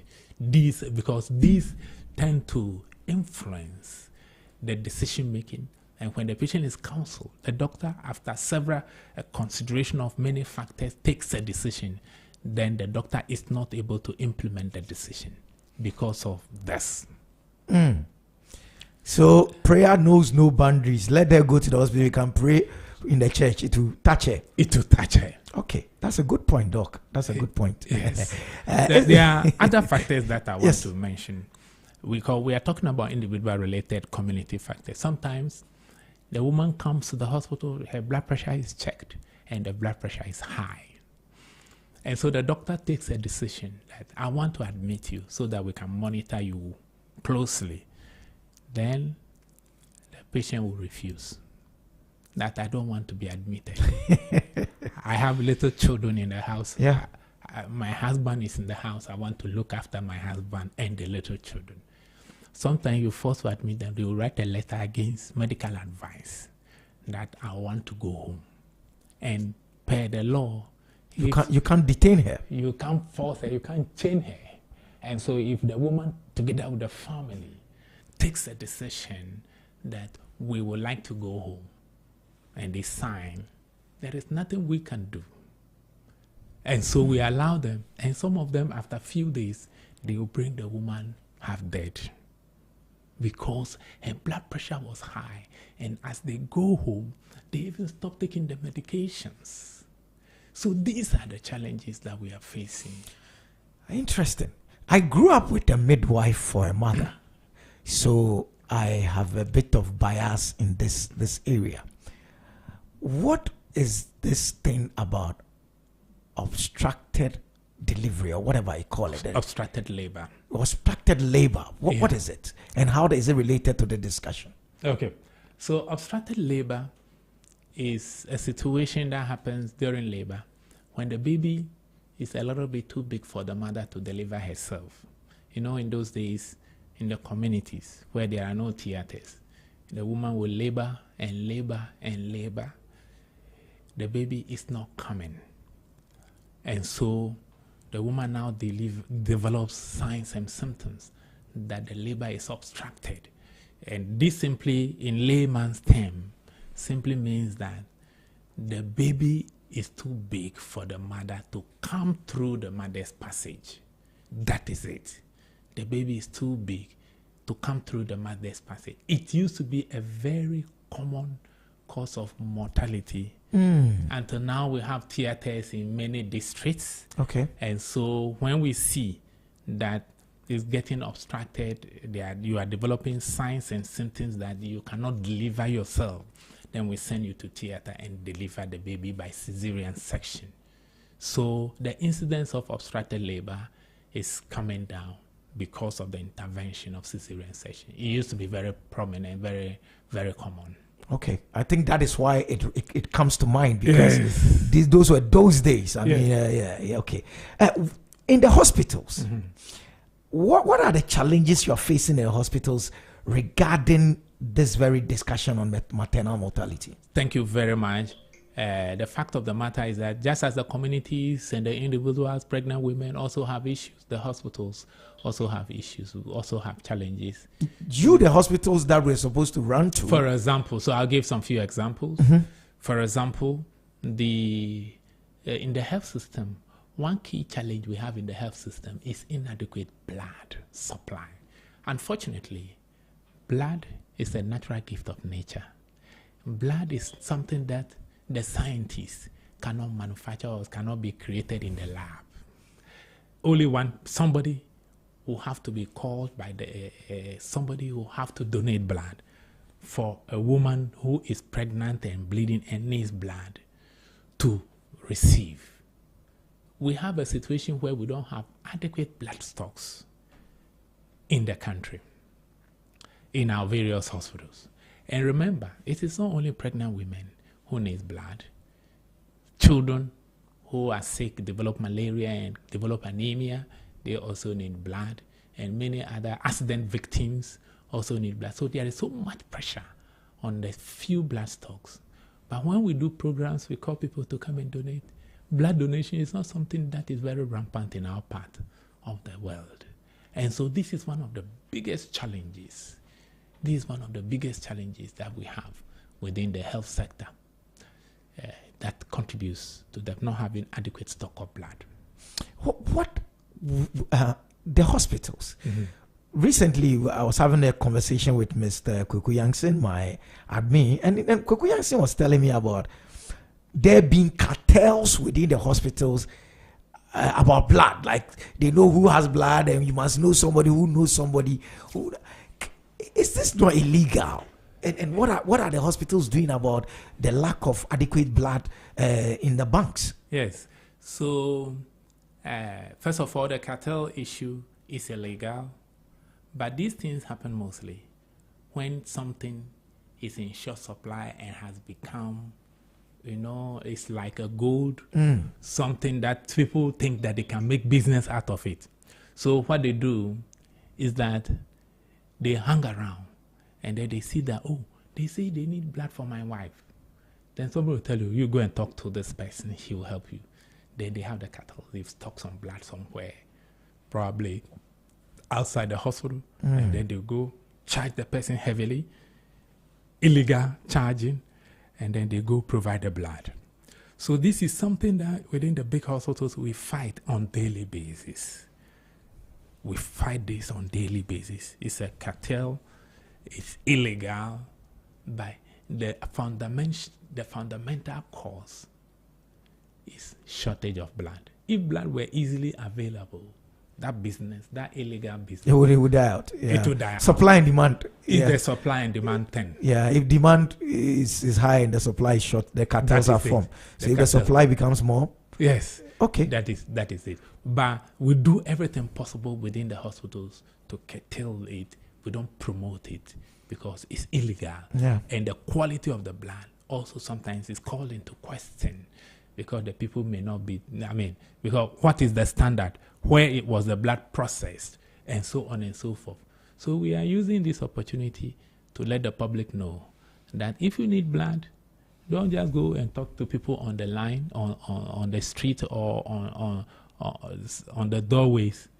Go to the blood bank within your facility. They are the people who have the professional training to assist your wife. If, for example, they don't have adequate pints of blood of your group, because the issue with blood also is that we have different people have different groups of blood, and depending on your blood group, you can receive blood from a particular O type negative, of group. O positive, AB, blah blah blah. That is it. And so sometimes the hospital may have A blood, but the woman it's is not O. your type. It's not your type, and we have plenty A blood. So in that case, you have to go to another hospital to go and look for the O type of blood, which is what will be compatible with your system. And if that center too does not have, one particular group which normally suffers this is those who are O negative. O negative. If you are O negative, you can only receive blood from another O negative. It is not like other groups where other groups can give you blood. Incidentally, O negative people can give blood to any other group, but they can't receive from any other group. That's the disadvantage. So when you know that you are O negative, you are a woman, you are coming to embark on pregnancy, you have to follow the advice of your doctors very well. So you have to take medications that will make sure that you always have adequate pints of blood. You have adequate blood in you. You won't be anemic. You will not be anemic. That's the preventive part. And then when it comes to deliver in a center, which is well-resourced center, where there are very qualified doctors to look after you, qualified midwives and doctors to provide the care that you need. Because blood is in such short supply, if, for instance, ZFM said we were doing a blood campaign within the East Legon vicinity in conjunction with the Ridge Hospital, Greater Accra Regional Hospital, would we be given some identification of a sort to show that we have blood waiting for us there, so that as and when we need blood, we can show and say, listen, I was part of those who donated blood as part of ZFM's campaign? Yes, so that can be done. And many churches, that is what they do. Okay. Many churches, that's what they do. They have a partnership with the standard hospitals, and from time to time, they carry out blood donation campaigns. They donate blood to the hospitals.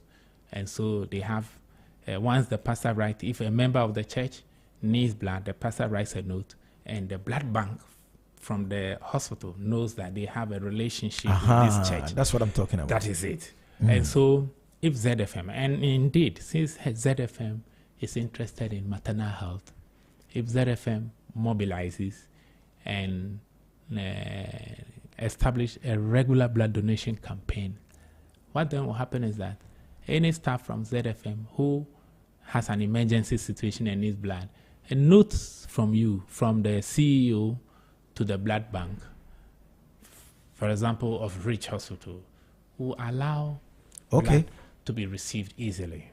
That's interesting. Yes. Yeah, because I think it is something that will motivate people to give more. If Exactly. They know. Because I have had a case where I had to leave my wife at Kolebu and drive to 37 with a number of my siblings for them to donate, and then we got some to rush back to Kolebu and all that. So yes. I think something like that. But Zed FM, we will put our weight I think behind that this it. is an area Zed FM can take advantage of their campaign. Yeah, we'll do that. We'll do and that. Then, yes. I'm sure someone listening within the building who has power to make it happen it would make it happen sometimes. Yeah, we'll do it regularly so that we become partners to the hospitals, just so that as and when. Are there other challenges when it comes to the hospitals? What about this issue of infection within the hospital? That my wife came, she was fine, and that the infection came from within the hospital. Is that possible? Wow. Okay. So to say that the infection came from the hospital, the thing is that the fact of the matter is that after delivery, the woman is at risk of infection. Not necessarily that the infection came from the hospital, but it is a fact that a woman after delivery is at risk of developing infection. And so after delivery, if it is by cesarean section, we give them antibiotics. And even if it's not cesarean section, normal delivery, because her inside had been exposed. So we manage them very well. And when they are discharged, we even ask them, after the first discharge, the first 3 days, you have to report for checkup, and then report again in 1 week before you report again in 6 weeks. So that if anything is going wrong, we can detect it early and then take good care of you. But here again, some women, when you discharge them to go, then they will not come back again. And then when some complication is going on, either they resort to some herb or something, and then they don't come. Again, we understand that the distances may be a factor. Now, the hospitals, we have infection prevention standards in the hospital because we are there to save life. The hospitals will not deliberately lose their guard and make infections, the environment infectious, so as to put the life of the patients at risk. We take all the precautions. So you see that the hospitals will lead in the hand washing, the infection prevention measures, making sure that where you have to wear a face mask, you wear it. For example, in the theaters, we wear face masks before we cut patients so that we don't transmit any infection. These things are done in a very religious manner within the hospital setups. Okay. Yes. Can't the personnel also become a cause of maternal mortality? I know it's a difficult question, but I have to ask this. For instance, there are cases where they said the nurse was rude, the nurse didn't do this, I know of stories like that.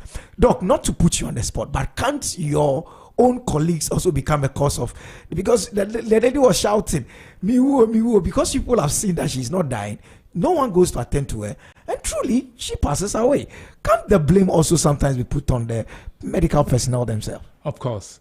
In this exercise, in this fight, we are not taking, and that is why I place the challenges within the hospital. We cannot take the medical practitioners out of the equation. There are issues there. And first of all, the attitude of the staffs can be a factor. If the staffs are not well managed, because you are dealing with a lot of women who are coming in labor, coming for antenatal services. If the attitude of the staff are not proper, what then happens is that you put off the people. So that when she has a complication, she doesn't even, she says, I should go to this hospital, the way the staff will be behaving. So even her willingness to take advantage, to access the service is even reduced. So indeed, so we spend a lot of resources training our staffs in customer service issues, how to handle patients. But again, we are not a perfect system. So sometimes we know that some of these things do happen. And so when it happens, we investigate, we find the culprit, we met out the appropriate punishment to make sure that they are deterred from committing those kind of crimes. Yes. If maternal mortality includes death all through to death related to the pregnancy, all through to the 42nd day after delivery, what role do some of our cultural or traditional, if I could use the word, practices play in maternal mortality that you know of? And I'm asking this based on the fact that if a woman comes from delivery, there are stuff that she will do which is traditional. Sit on hot water, do this, that. I mean, those are stuff that I grew up with an old lady, so I know. Are these also not going to contribute to maternal mortality? Definitely. Cultural factors, traditions contribute to maternal mortality. First, let me give one example. Pregnant women are supposed to eat well, adequate proteins, eggs, things that can give adequate protein so that they will not become anemic during the course of the pregnancy. But traditionally, it's believed that when a pregnant woman eats egg, what will happen is that the child will also like to eat egg. And if he doesn't get the egg, the child born will steal. And I've heard of that one. Yes. And so pregnant women are deterred from taking adequate proteins in some of the traditional areas. Do you see? And so this has negative impact on the outcome of the pregnancy. Yes. Like sit on hot water. Are you the ones who advise? No. We are not the ones who advise. That is a belief system. It's a belief system that you have to sit on hot water for heat to enter because your inside is sore. And so that's the belief. Yeah. That your inside has a sore, and so you have to sit on hot water so that the sore will heal. But that is not the healing. Is a natural process of the body. All that we advise, if you have infection, we will give you antibiotics. You just have to rest adequately, and then your body will heal itself. That is it. You don't have to go and sit on a hot water, which may end up burning you, and so on and so forth. We cannot take this conversation away from the traditions and the cultural practices of where these are pregnant women are coming from. Are there also positives to some of these traditions that we can say aid in preventing maternal mortality? They can all not be that bad.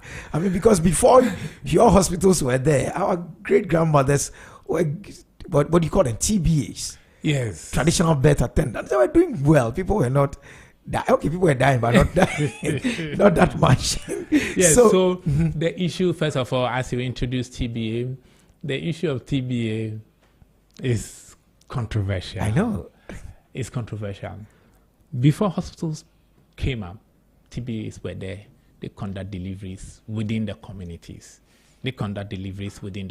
So what they do is that you are pregnant, you register with them, and when it's time for delivery, but these are not people who have been professionally trained. Do you see? So all that they do will be when the baby comes, they receive it. If complications are coming, they may not have the training and the know-how to be able to detect the complication and refer you appropriately.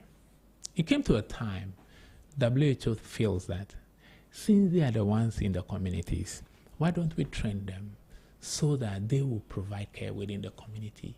When patients go there or women go there, they can provide proper care for them.